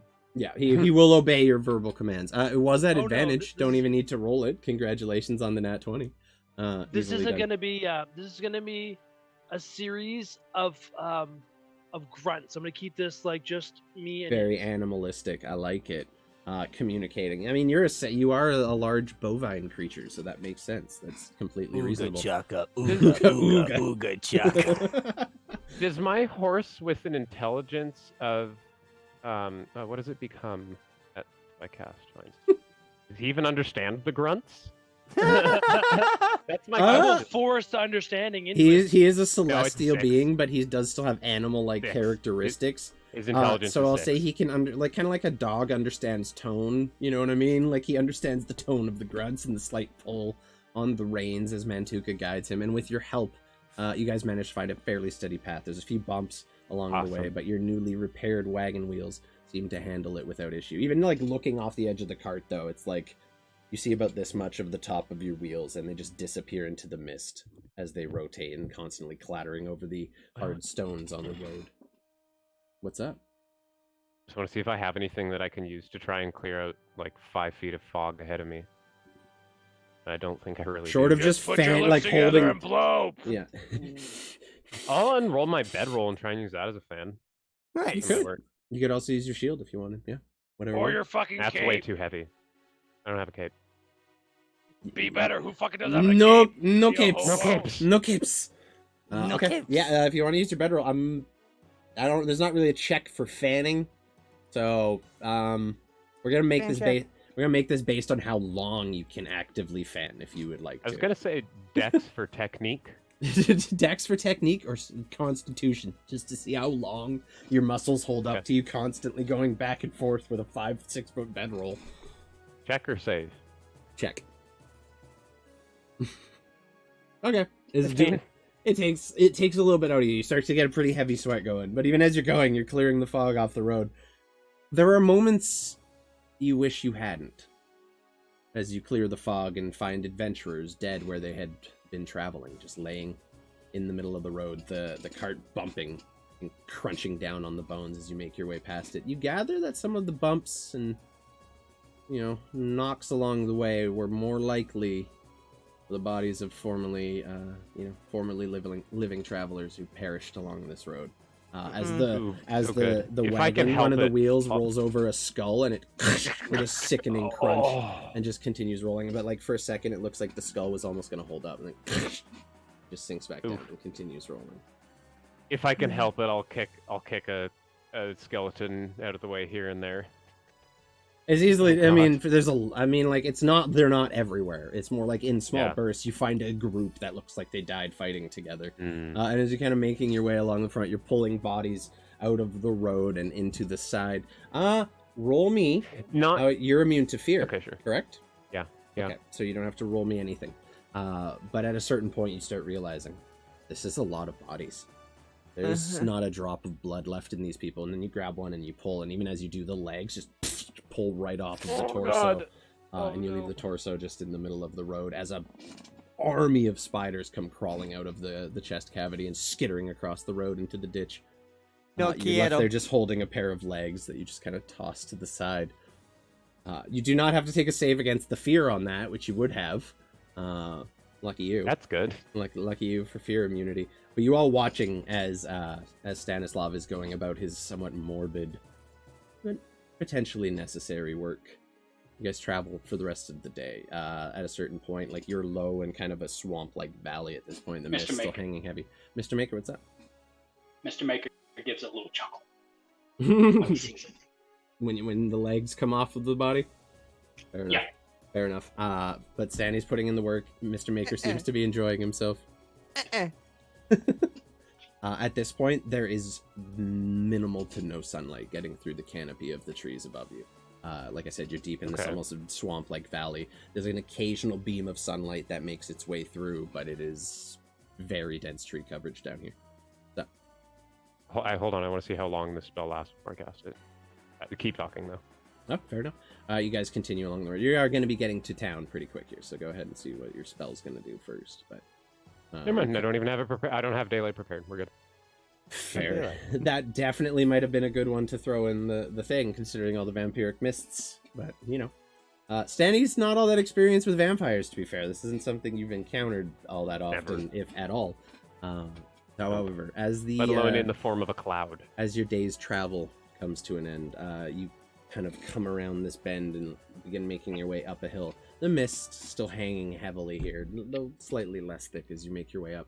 And it's at that point, as you kind of make your way out of the cloud of the mist, you find yourself, and looking back, it is literally almost like a wall of just thick mist. It's almost like driving through the Maritimes in the fall. It is dense fog. There is still here, it's still present, but it definitely thickens as you get lower into the valley. But you stand here kind of overlooking a small but well-built town, built almost entirely of lumber from what you can tell, excluding one mansion towering above all the rest at the back of the town, which is made from strong gray stone. You kind of roll in on this southern road. You see guards patrolling wearing black armor with red highlights and a little bit of tint on it there. No insignia that you recognize from the Kingdom of Eldris itself. It seems to be flying the banners of this town themselves. Greg has oops, what? I have daylight. Oh, I just forgot I nothing. did. You can cast it if you want. At this point, though, you guys are actively, like, it is still dim here, but you are in a town that has been cleared out. The fog is thick, but it's not thick enough to black out the sun. You make your way in. You see guards kind of patrolling through the streets. Very normal looking. Nothing... You don't get stopped at a gate or something at the entrance to the city? There isn't a gate. There is a guard kind of standing at this crossroads as you begin approaching. You make your way to him. We don't get a lot of travelers these days. Welcome to our fair town. The inn's right there, if you're looking for a place to sleep for the night. We have a few shops, and I'm sure the mistress would love to meet you. Stanislav very awkwardly raises an eyebrow. Well, all right, thank you. We'll be on our way then.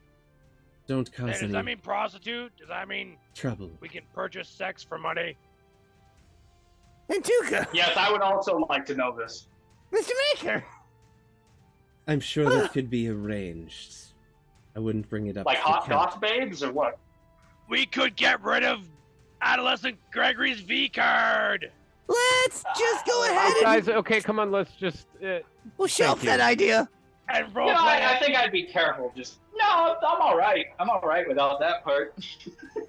Lesser restaurant, STI away. We're literally in front of the town guard. He's just staring. He's just watching you. We I have would fun here. advise you keep the foolishness to a minimum when you're meeting Yes. with the Countess. Do you think me and Mantuka are joking? We're not joking. No, but I am afraid that you have very poor manners. Oh, Well, That kind of thing does not go well around here. I would mind your tongue, lest you have it removed. I turn into him. This one? You're very handsome. This one? See, now we can have some real conversation there. I feel I've had my fill. I feel you are, well, drastically outwitted in any conversation we might have. Have yourself a fine day, and do enjoy the town. And remember, keep your tongue in your mouth, lest you lose it. My tongue Nice. grows Any 3 of these? inches. Gene Simmons. I exactly. I start Very much a walking kid forward stuff. and mentally command Akesh to follow me. Cat! Cat! He heard me. He heard me. I turned around and it's too fast and it scared him. Like, fuck. This is a Raven's Beak word. This is the town of Ravencrest. I know it was Raven something. Raven's tits. This Dark is- foreboding. This is the town of Raven's Tits, yes. Welcome to Raventit. No, it's Ravencrest. Ravencrest. Alrighty. He did a plot. I love how I What's say the cat size? and Kayla's like, Size-wise of this like city, look at him, he's so town, cute. village. What's the size? It's small to medium sized at best. Looking around, you see a few dozen homes, a couple establishments that look bigger. You see what definitely appears to be an inn just on your left, right there, where you see a sign above it with a crow with its 2 legs sticking up in the air and tongue hanging out of its mouth. It is very clearly depiction of a dead crow.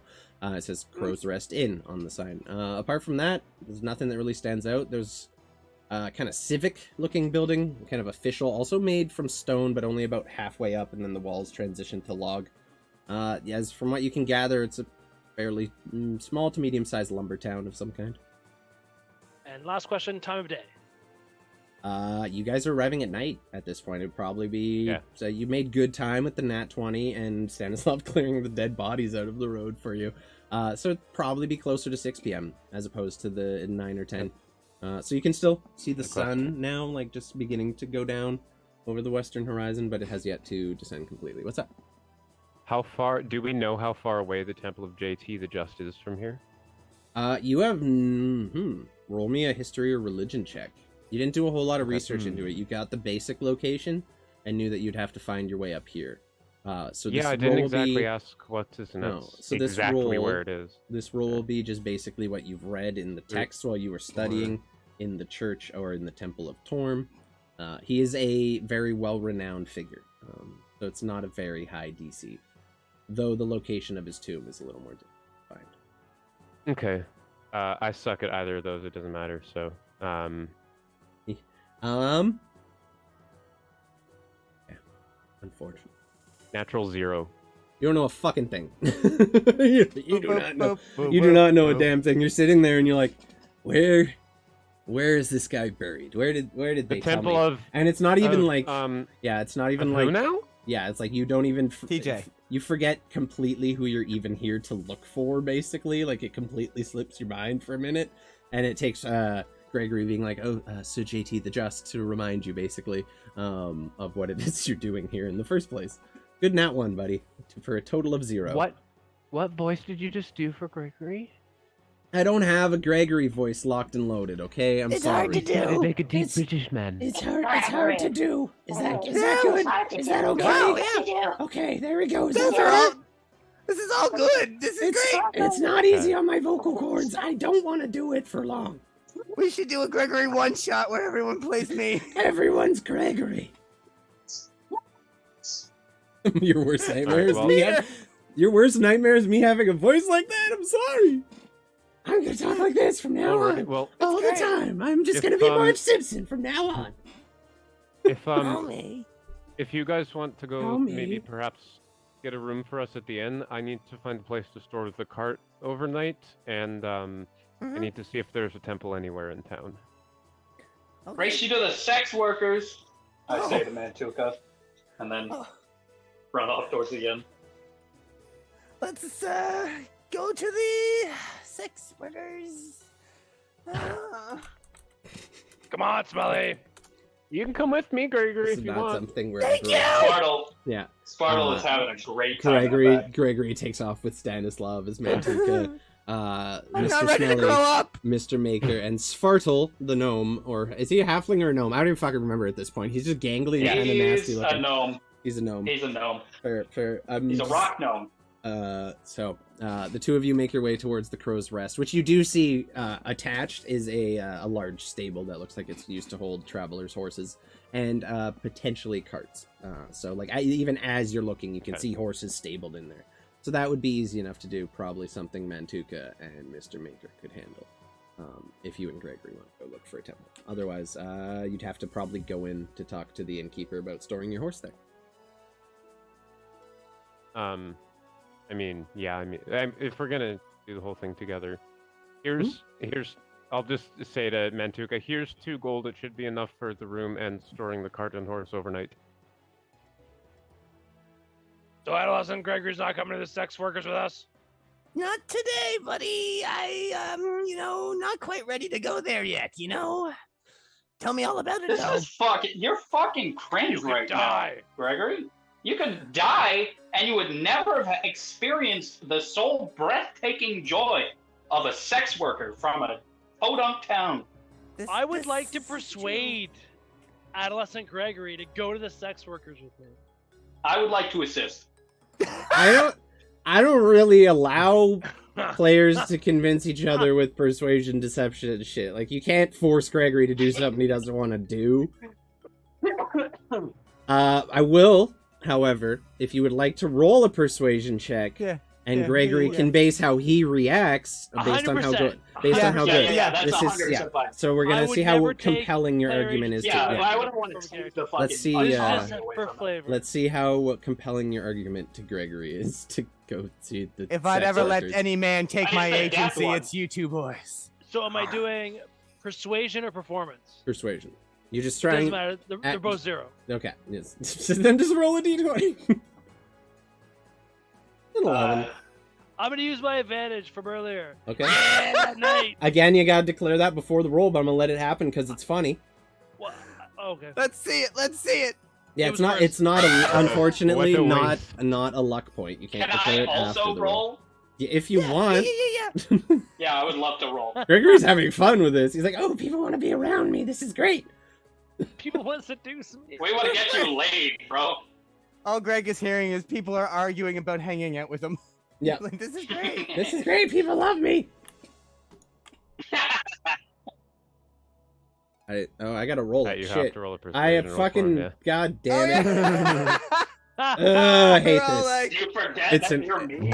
I did, dude. I'm like 80 9. different things at once. Of course, I forgot 9. All yeah, right, come on, Gregory, we're leaving. none of the arguments are Okay, particularly persuasive. If anything, in the end, you feel like the infection you got from the tattoo would be far lesser than the infection you'd probably get from anyone in this town. I just, I sort of stop as I'm walking away, turn around and look at the boys and just do a really awkward rain check. Oh, harsh. Get hit with the rain check. Okay, so Mantuka and Rick's Mr. not ready to grow Maker with what's up, Headshot? Welcome in. With Stanislav's money in tow, make your way into the And Mr. Smelly.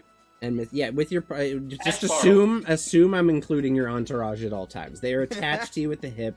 I'm not gonna. He's literally in a gnome baby Bjorn on your back. So yeah, no, just assume they're always with you guys at any given time, so I don't have to always narrate what they're doing. Mantuka has 2 of my gold, right? Yeah. So as you even like approach the stable, you see a small boy come running out. He's pale looking. Doesn't look unhealthy. Well fed. He's got pale skin, kind of jet black, almost like raven-like hair. Cheerful look on his face. He's help you with your horses, sir. Sure. We Yes. need. Oh, I thought. Oh, I thought you gave me the goal and you're You fine. just literally said you yeah, can we're pull the the ones left. that. oh, Yeah, I thought he was just you're going not inside here. to talk about it. Oh, okay. Never mind. You're not here, bro. You literally just said you left. I misunderstood the order of No events. worries. No worries at all. It's funny. Somewhere to store your horses, sir. Fuck yeah. Yeah. Be gold for the night. What? It'd be a the fuck was gold that? for the night. A gold Can I- for the night? 1 gold for the night. Okay, it sounded like you said 8 gold for the night. And, bro, I'm not paying 8 gold for the night. Maybe you should work on your listening then. Maybe you should work on your speaking then. Not my fault I have an accent. You gonna pay up or not? My people got a speech impediment. Here's a goal. He just holds out his fucking hand. And I'm Thank gonna- you. He puts it in his pocket and goes back. He immediately brings the cash in. He down like he Mr. Maker. Before he does that, I'm sorry. Mr. Maker looks at him and overly enunciates. You're welcome. There you go. You're speaking a proper lingo now. He's gonna lead your horse in after he parks the cart. Like you see him hop on and expertly like guide the cart into a spot next to the barn. It looks like he's been doing this for quite some time at this point. Leads your horse inside. Have a good night in town. Don't get in any trouble. And he goes in, closes the stable doors behind him. You see him like through one of the windows, just immediately beginning to start caring for the horse. Don't you tell me what not to do. Just a piece of advice. Hate to see you get disappeared. I hate to see somebody try. And he smiles through the window at you as he says, hate to see you get disappeared. And the smile on his face is... I roll an insight check. Yeah, go ahead and roll an insight check. That's I've you never again, seen- You have dear. to do it. You have to do it. Fuck! I've never seen hate a this. stable boy with that much game. Like this is I blowing love my him. mind. We need to adopt that one too. Yes. 19. I want him. There is not a word of lie in his voice. You gather disappearing is a thing that probably happens here. This is not an idle threat being made at you. This is more of a promise. Oh, it's a Cool. threat. I thought it was just like a coming of age tale. Like, hey, just say no. Don't Nope. get disappeared. No, there's Fuck off. 100%. There's like a tone of fear in his voice, even as he's saying it. Like he's not being cheeky. He's trying to warn you.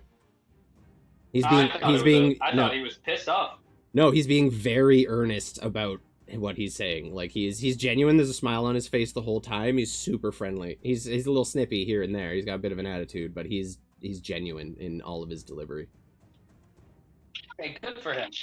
Sweet. I'm gonna beeline it to the inn to secure rooms, and then onward to sex workers.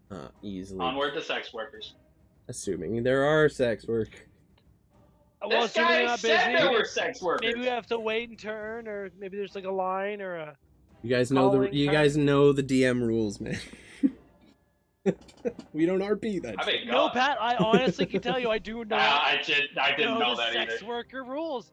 I've No, never. the rule is we will never RP that shit. That's never gonna We happen. haven't They- had- RP yeah, sex. that No, rule no, has we stood didn't have to since RP the the beginning. sex. No, like Wow. any of it, and any of We it. haven't had a good bro. orgy in the campaign yet. I know. just want a Actively avoiding transaction to happen. avoiding that. And then we Yeah, go yeah, off Closed screen. door, that's all. It never has to ever be spoken of, but You it don't have will to happen. moan or anything. It's just like, Yeah, hey, Yeah, don't worry. you I know. assume I what happens. fully intend on. Yeah, I know that. It's just not something I have in my world a whole lot. I don't like it. Sex worker. Fair. No, I have nothing against sex workers. I'm just not gonna sit there and roleplay you picking up a fucking hooker, my guy. Like, I'm just not gonna do it. I'm never gonna do it.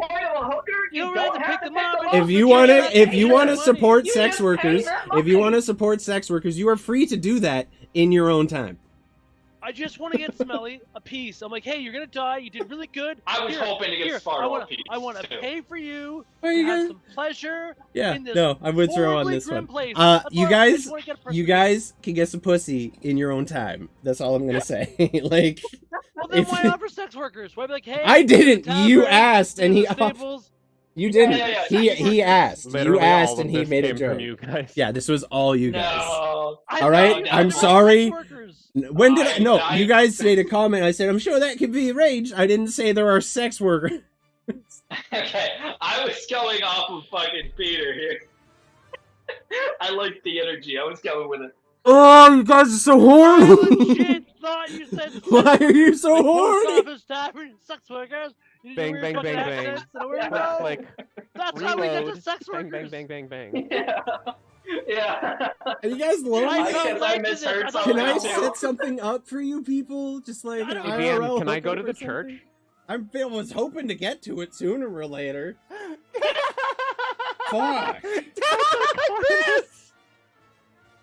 Oh Jesus. God, can I please go to church? Can we It's please go Sunday. to church? Holy I don't think fuck. you're gonna be able to play this episode on YouTube. Not now. We'll put it on X video. it'll be Certainly fine. won't be able to monetize it. God damn it. You can get ads on the hub. We Oh, could. no. We might be able to break through on the hub, guys. Oh no. Today's episode sponsored by Love Sense. Pick yours up today. Bad Dragon. Oh god. I don't want to be here anymore. Apologies. Just Okay. straight up No, apologies. no, that's good. No, that was Humiliation. amazing. You horny fuckers. Okay. So Oh, you good leaving the fucking God. stables, make your way towards the Crow's Rest Inn. You open it, and the four My of cheeks you, hurt. not including Stanny and Gregory, you find a poorly established inn. This is not well run. It is not well maintained. You open the door and are greeted by the smell of old, rotten beer and floorboards and vomit. Basically, this is the diviest of dive bars that you could have ever entered. It is greasy. It is dirty. There's a grime on the counter so thick if you run your thumb through it, your thumb will turn black. It is sooty. It is nasty. It is disgusting. Bugs skitter out of the way of you as you may open the door and step foot onto the floor. It is currently fairly busy. There's a good chunk of people. Doesn't seem to mind the bugs so much. It was really the door opening that startled them. The people seem to be coexisting, and seemingly unbothered by the filth of this place. There are windows with cracks in them, glass that is not even in the pane anymore. It's like there's wind just blowing through where glass used to be. The chairs are uncomfortable. Some of them sag when you sit in them as if the wood itself is rotting. Mantuka, you're probably going to have to find a decent spot to sit. It is not a pleasant place. And as you enter, you see a young dwarf woman. Go silent like an Old West saloon. Yeah, like bright auburn hair, kind of making aware. Even the clothes she's wearing, torn, disheveled, look like they have not been replaced in many years. The apron is stained and black. It is dark. It is disgusting. It is caked with grime, much like the rest of this bar. She kind of walks up to you as you make your way, and she has her arms just holding a ton of different mugs and stuff. Just looking for a seat, then, yeah? Yeah, sure. Just find one wherever you like. And she looks around to the other patrons. Don't cause any trouble, okay? Yeah, we'll see. And it takes her mugs Is this back. an inn and tavern all Yeah. in one? No, or it's is like there's places to eat. This is like where you can eat, you can drink, and you can grab a place to sleep. I would like to secure three rooms. Okay, Three rooms.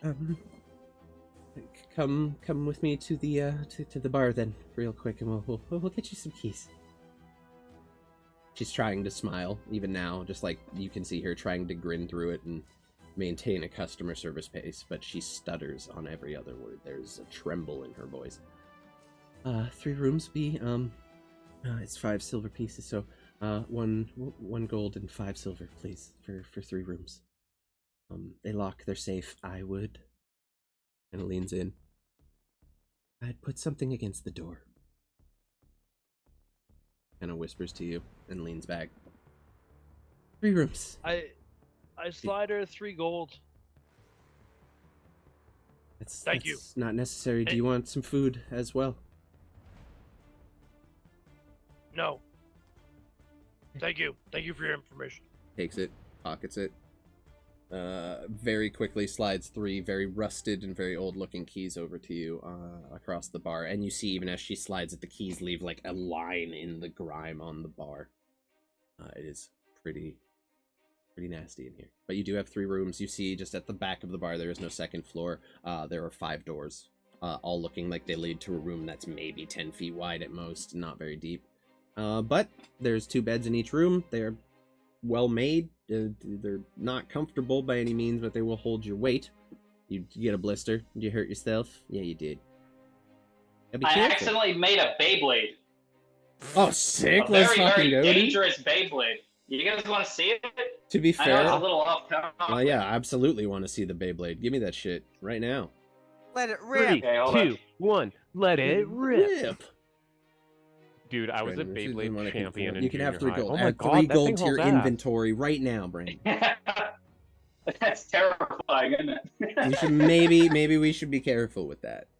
Terrifying. Mr. Yeah, no, it was an accident. I was using it as a guide, and when I took it back out, it just fucking started spinning and sliced my finger open. Okay, well you go get a Band-Aid. We'll be dealing with this. Mr. Maker is currently fixing a rotten floor in his bathroom while he's on stream. Yeah. We weren't expecting him today, but he felt like popping in, and we've missed him. It's been like 4 weeks since we had our artificer, so we said fuck it. Let's commit. So I missed being here. Yeah, I am rolling Hello. all of the dice for him. If you guys haven't already and you'd like to, you should go right now to go check out Hell's Corp over on his stream over on Twitch. I don't know when he's streaming next. I'm sure he has something planned in the near future when he comes back into frame after disconnecting from us here. Rude, my guy. Wow. Okay, we're gonna go back to this. Let's make some good decisions. Mr. Maker doesn't make good. Damn it! I just switched the overlay. There we go. We're good. We're back. You good now? You got Band-Aid? You got Band-Aid? Okay. So, you guys grab your keys to the room. You look around. There are individuals that you were seeking, if that is the area you'd like to go. I will say it will be 5 silver pieces per person per night. If you want to make that investment, feel free. I don't want to invest in the whole night. It's just like For as like ever long. 27 minutes. plus cleanup time. Fair enough. Yeah, we don't need to discuss semantics there. So it'll be 5 silver piece for the lot of you, for whoever's going to be participating in those adventures this evening. I will not, but I'm going to pay for a round for Mr. Smelly because he's super stressed out and he could die at any moment. So I just want to relieve the edge because Thanks, boss. It's been a while.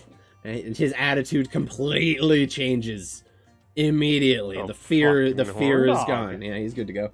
So he dips out with a fine-looking woman and makes their way into one of the rooms that you paid for. Closes the door behind him, and it fades to black for Smelly. There we go. He emerges 3 minutes later. Mr. Maker, how are you spending your time here? Wait. What did he do with the other 2 minutes and 33 seconds?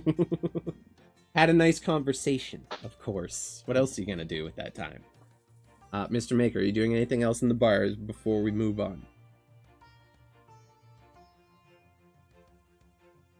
Complete silence. Complete silence. So I'm going to take that as, no. I think he's muted. He's muted again. GM gets advantage. We can't usually do that, but I'm going to allow it because I'm the GM. I think that's fine. And what I says goes. That's so GM fucking gets advantage. horrible. It's the worst idea ever. I Thank think you, that's Kayla. fine. That's sweet. I appreciate you. Thank you so much. I would imagine that Mr. Maker would get some for his little buddy too. Yeah, I'm guessing. Can you hear me now? Yes, we can. There you are. Oh, okay. I don't know what the fuck happened there. It fucking muted me, but I wasn't muted on Zoom. I want to order whatever passes for vodka in this place. The food is basically included at this point. Mantuka paid her 3 gold. Vodka. She's feeding your whole party. They do not have vodka. They have whiskey. They got whiskey. I'll drink That's about whiskey then. Okay. So whiskey for you I've been tonight. traveling a while. I want to get shit-faced. Yeah, you spend the night drinking with Svartle, your little gnome companion, who again gets pretty tied down by that and gets a little drunker than you would have hoped. He's not as useful, but he kind of just sits in your baby Bjorn all night drinking his bottle of whiskey. At that point, we will cut to our the rest of this party, which that usually just give me disadvantages though. I appreciate y'all. Thank you so much.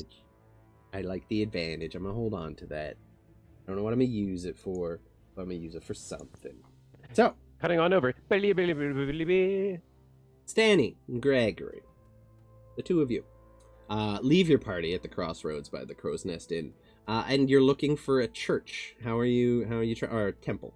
Are you asking around? Yeah. How are you trying to locate this temple? Is it a matter of walking around town until you find it, or are you asking around? What's the plan? Excuse me. Can you guys hear me now? Yep. Yeah. Oh, okay. Gregory, keep an eye out for anybody who has any sort of religious-looking symbol or something on them, like a necklace. Okay. And we'll just slow walk through town towards where town center seems people are, and if I can spot someone or we can spot someone with religious symbology. Go ahead and roll me. Yeah. Say perception, just to keep an eye out since you're just looking. 17's enough. It takes you a little while. There's not a lot of religious folk in this town. In fact, something that stands out to you is quite odd right from the get-go is you don't see a piece of religious iconography throughout this entire city. Not a single one. And you make your way kind of towards up here in the top left of the map. You pass the town hall, which is dead. Is there any kind of iconography of anything anywhere, like individual? The only sigils you see being flown here are that of the town. You see the town flags, which is just a literal raven's head across a red background. Interesting. No statues or anything like that of people. Well, you do see like depictions, Okay. a couple random statues. You see gargoyles on top of the town hall, and behind the town hall, towering above it, kind of on a raised part at the back of the town, you see a mansion just towering tall against the night sky.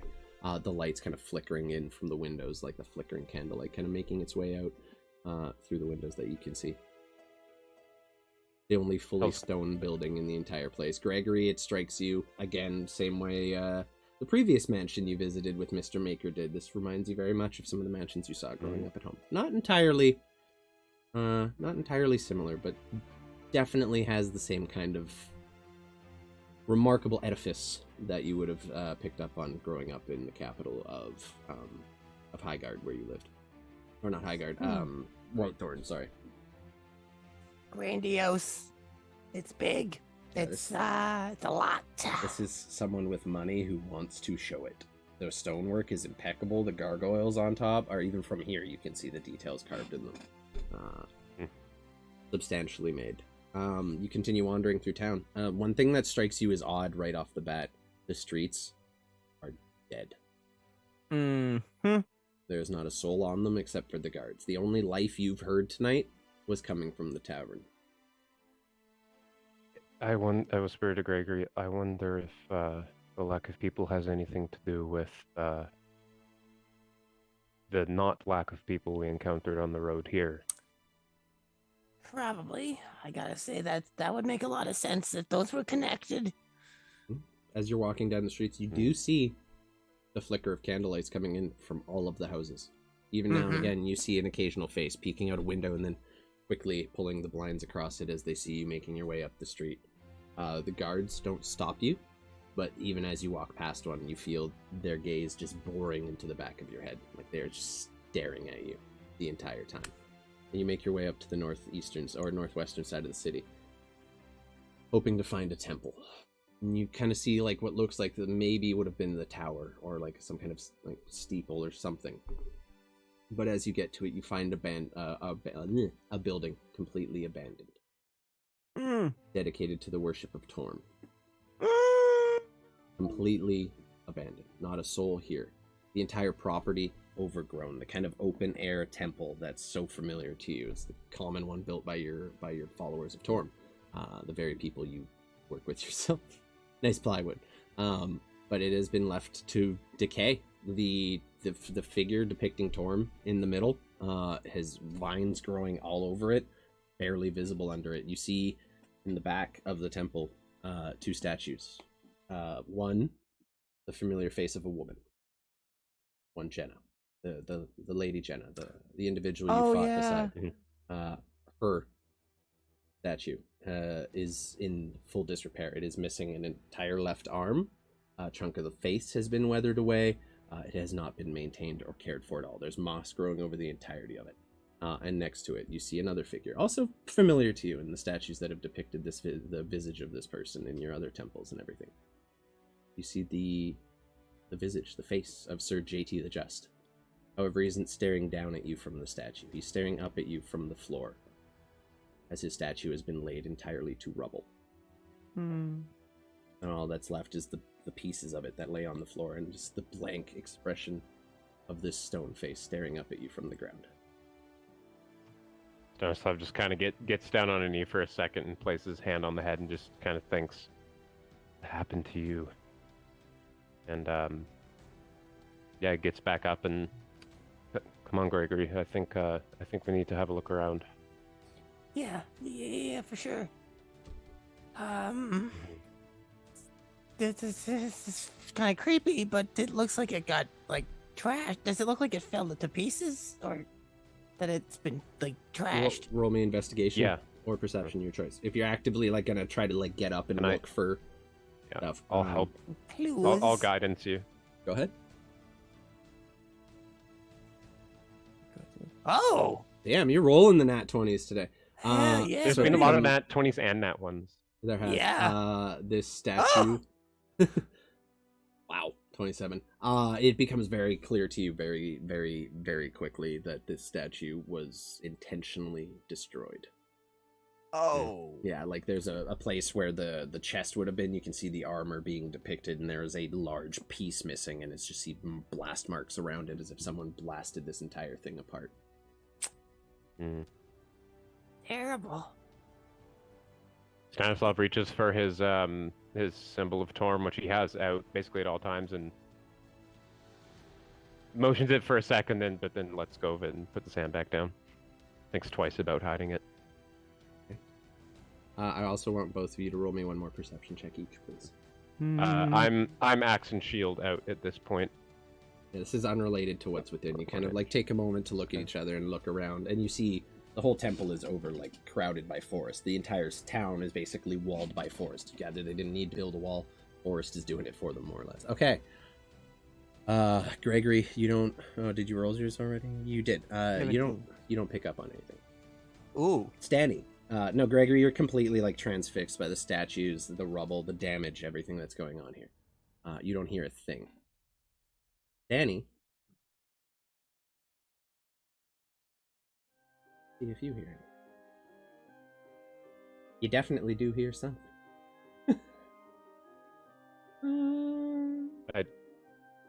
Yeah, face at the ready, whatever it is. No, you, as you're standing here kind of taking this in, you say, what did they do to you? And you hear the sound of soft, almost silent footprints approaching from the entrance of the temple.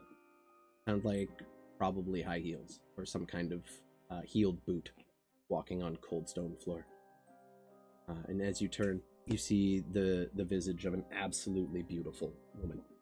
Pale, ghostly pale even. Kind of dark shadows around and under the eyes, wearing a beautiful gown of crimson silk that's kind of just flowing all around her with silver trimming around it and silver filigree designs. Stands there with her hands crossed before you. There's a smile on her face. You can't think of the last time you saw someone this enchantingly. Are you looking for somebody, my dears? Pardon my intrusion. More like somewhere. You tell. She smiles. I'm looking for the Temple of JT the Just.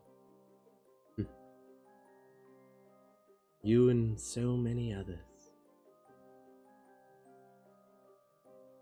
Afraid to tell you I know not where it is, but perhaps we might be able to find out. Welcome, my city. My town, I should say. She smiles at you. You see beautiful jewelry, necklace, everything. It's a pleasure to make your acquaintance. Stanislav is kind of visibly nervous by this entity. Yeah, no, it's shockingly, stunningly beautiful. My name is Stanislav. This is Gregory. Greg bows. Stanislav is bowed as well. She just lightly nods her head at you, does not bow, doesn't earn that respect at all. Welcome, like I said. I am the Countess Mogrev. You've come to my town of Ravencrest looking for the tomb of Sir JT the Just. Welcome, like I said. I hear you did not come alone. Where are your friends? I believe they were securing rest for the night for us at the inn. Oh, you don't want to be staying down there? A hideous place. It's disgusting. I insist that you be my guests for the evening. There are rooms aplenty at the manor. I would love to have each of you. Can I try and get a bead on this woman? You can try. I'm getting like so many mixed emotions right now. I'm horny, I'm confused, I'm scared. That makes me more horny. What? I don't get it. But I can't talk about sex workers, okay? I think there's a with that line. I mean, I don't know, I'm not like a fucking just confusion. Yeah, no. She's such a strength of presence, you don't even know how to get a read on her. The invitation seems earnest. She seems like she does truly want you all as guests this evening. Greg has swamp ass. I mean, I really must insist. I would hate for anything bad to happen to any of you dears down at the inn. It is a, unsafe place. All right. I guess we'll have to go talk to the rest of our friends. Yeah, I wouldn't worry too much about it. I will send a word. Please, just come with me. All right. The gods will find them, I'm sure. The Minotaur does stand out after. That's fair. Yeah, he does do that. She turns and like begins walking out, almost drifting over the floor. You don't see her feet beneath the gown whatsoever. It's long, it's draping, and it's dragging along the floor behind her.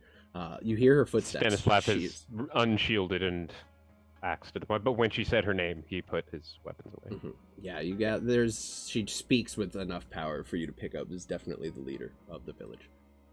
As she begins walking, she kind of just gives you like one of these gestures to follow. Do you follow? Yeah. Is she walking towards the temple entrance? No, she's leaving the temple, leading you back to her mansion. Okay, yeah, no, I think about saying something and then I just start following. So tell me, how was your travels? How was the journey up here, my darling? I beg your pardon, but what news have you heard outside of your city in recent times? It has been some time since we've had any visitors. You've been the first ones we've seen come through.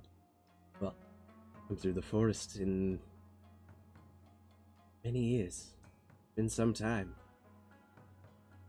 Oh, Apart wow. from the occasional trade caravan, we don't see people up here very often. Even those are ones we send out ourselves, just returning. They know the safe ways through the forest. Well, I don't know how better to put it, but I probably encountered more dead bodies on the way in than I've seen on most battlefields. Mm-hmm. You don't say. The forest is a very dangerous place, isn't it? Lots of things going on in there, lots of mysterious creatures. Definitely. We did happen to encounter several of them. You don't say. They seem to be some sort of essence or life-draining mist or cloud, I guess would be the best way to put it. Well, we have had reports of strange goings-on from the traders who make their way through the forest. Never anything about any mists, I'm afraid. I mean, apart from the ones you see. But we are in a swamp, after all. Yes. Please, come along. Just a short trip. And she leads you around the back of the town hall. There's a small path that kind of connects the area right by the left side there. And she leads you up to her house. You see a large fountain in the front of it with 4 gargoyles all facing north, east, south, and west, all spitting water into the fountain below that just cycles around.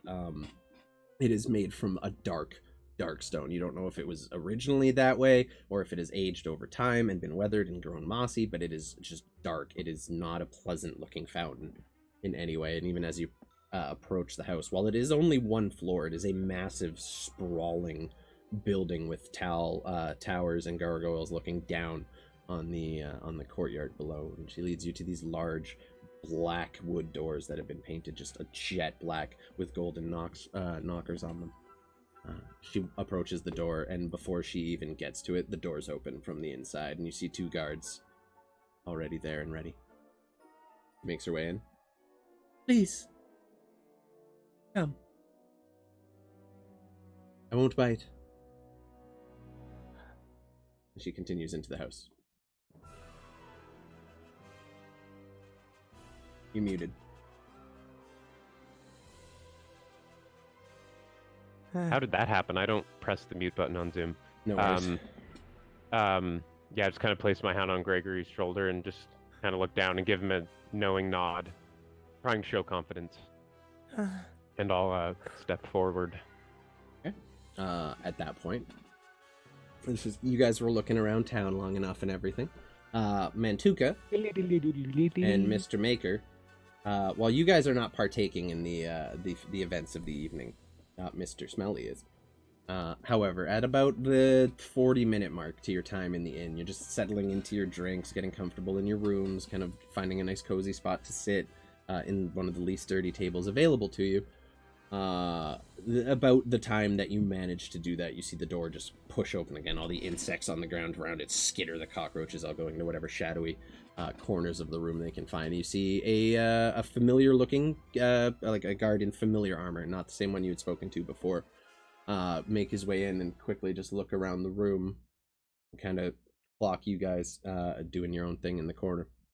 He makes his way over to his hard steel boots, or heavy boots, just making loud noises on the rotting wood floor. Just, you see the planks bending underneath him as he comes. He approaches you, Mantuka. I was good in your establishment. I'm being good. You're Minding my own. That is not the problem. The Countess would like to see you at her home. Can I just do it tomorrow? It's about bedtime. I'm just gonna polish this off of a nightcap. I've been led to believe your allies are already there, and you've been invited to stay as guests. And I would say, and he leans forward a little bit, it would be rude to refuse such an offer. And he backs forward. Or he backs up and leans away from you again. I prepaid for the rooms. Mr. Maker's drunk enough, he doesn't question it. He just gets up, adjusts his baby Bjorn. He doesn't say anything. He just stares at you, Mantuka, until you give him an Mantuka answer. audibly sighs, looks up, says something Mogus, and then just starts dragging his halberd and Mr. Smelly by the foot. Yeah, you bust open the door where Mr. Smelly is. You find them at this point just sitting in chairs across from each other, having a conversation over a drink. Doesn't look like anything happened. Your money was most likely wasted. You guys weren't there long enough. He makes his way out with you. He's got all his weapons. He's like, I got you, boss. I got you. We got all. We got the halberd. It's all here. We're good to go. He Inventory check before we leave. Halberd, glaive, pike. Yeah. It's all here, boss. It's all here. All right, roll out. You guys make your way, following the guard. He walks at like almost an uncomfortably slow pace. Like he's very casual with his walk, almost like an escort quest in an RPG. Annoyingly slow. Like you're trying to have to constantly check yourself to not pass him. Eventually, he leads you to Count Lavana's mansion. Through the town hall this time instead of around it. You see a couple clerks and figures still working on some of the stuff for the day before they go home for the evening. It's already quite late, so you gather they've been working. They look up at you and kind of clock you with a curious glance. They're not used to seeing strange people, certainly not strange people being led through the town hall. I get it, move. They just look at you confused. Oh, look, the cat on 2 legs. Ooh, fuck off. I think it's more that they're not used to seeing strangers. We have minotaurs of our own here. Walk it off. He continues. Again, leads you past the same fountain I described previously. The doors, again, as you approach, are open from within. You see 2 guards standing on either side. At this point, Stanislav and Gregory, you've been led to just the front table. And you guys all come into a large, very well appointed. You find Stanislav and Gregory waiting for you in this kind of front study area. There's 4 couches all facing each other and a large table with appears to be an assortment of various liquors in the center of it. There are towering bookshelves or 3 towering bookshelves on the back wall, windows on every side of the house, several doors leading out of this chamber, 2 archways on either side leading to what appears to be a long hallway. The floors are made from a beautiful lightly colored hardwood, and the walls are made of stone. You can see there are not a crack in them. They have been perfectly maintained this whole time. I want everyone, now that we're all together, you find, like I said, Stanislav and Gregory just sitting on the couches, currently alone. The Countess went to her chambers to prepare for guests when she first got you there. So you find them just sipping by themselves. All those people are guards. Dudes? Yeah, those are all guards. Okay, so we're not actually alone. No, you're actively being watched by the house guard. Yeah. I'm not going to cast spells. As you enter, I would like you all to go ahead and roll me a perception check, please. You gotta do it for me. Except guidance. I'm already on it. Oh, you have advantage. Shit, hold up. Yes, I do. Flags. More flags, more fun. You rolled a 4 and a 6. Okay, so the only one. That's pretty cool. Got a 19. You all. I am drunk though. That kind of fucking trash. That's true. That's true. That doesn't help. So who rolled above a 15? Just Stanislav, from what I can see. Yeah, I got a 19. Okay. So Stanislav, you pick up on something right away. There is an abundance of art, sculptures, and things in this house. There are oil paintings on the walls surrounding this entire room, about 10 feet spaced apart, of each of the patrons or the counts and countesses of this house. However, you're the first and probably only one to clock this. The portraits are all of the same woman, but they've all been dated somewhere over the past. Out of character. 1 second. Is it the same woman? 1 second. Oh, sorry. I thought you were done. Yeah. The picture is all the same. They've all been dated going back nearly 1,000 years. The rest of you just looks like possibly she had a lot of relatives who looked similar. There's slight changes to the wardrobe, the facial structure.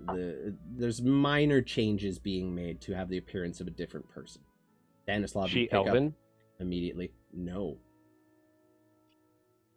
Not Elven Fuck. at all. In fact, Humans all look the same. with that roll, you would notice a few other things. The very first picture, the very first one labeled, they all have different names too. Only the current one isn't labeled Levana Mograve. But you see, going all the way back to the very first picture, the amount of makeup that is applied, or the amount of color that is being added to the face to make her look more naturally alive, increases as it goes. So the first picture, she's painted. She has a lively skin tone. There's a brightness to her face. This is a living person who is at the prime of their life. The next picture looks the same, but there's almost a remarking, like a sadness in the eyes, a longing. Get to the next one. It just grows continuously deeper. And you notice, like, the amount of paint being put onto the face is changing every time, and it's constantly getting thicker and thicker. As if the person painting this is now trying to imagine what this person would have looked like when the original painting was done. He's trying to replicate that, and it's becoming increasingly and increasingly unrealistic looking. Till the end, you have a completely polished visage of a woman with no flaws. Not a single one. And that was the woman you met in the temple. The realization dawns on you that this woman is likely several thousand or several hundred years old, at least 1,000. You are standing in the house of someone very old, someone very powerful, and someone who has unnaturally long life without being blessed by elven lineage. And as that realization falls on you, that is where we will call the session for this evening. Lady Strahd, don't bit me. I don't want to be bitten.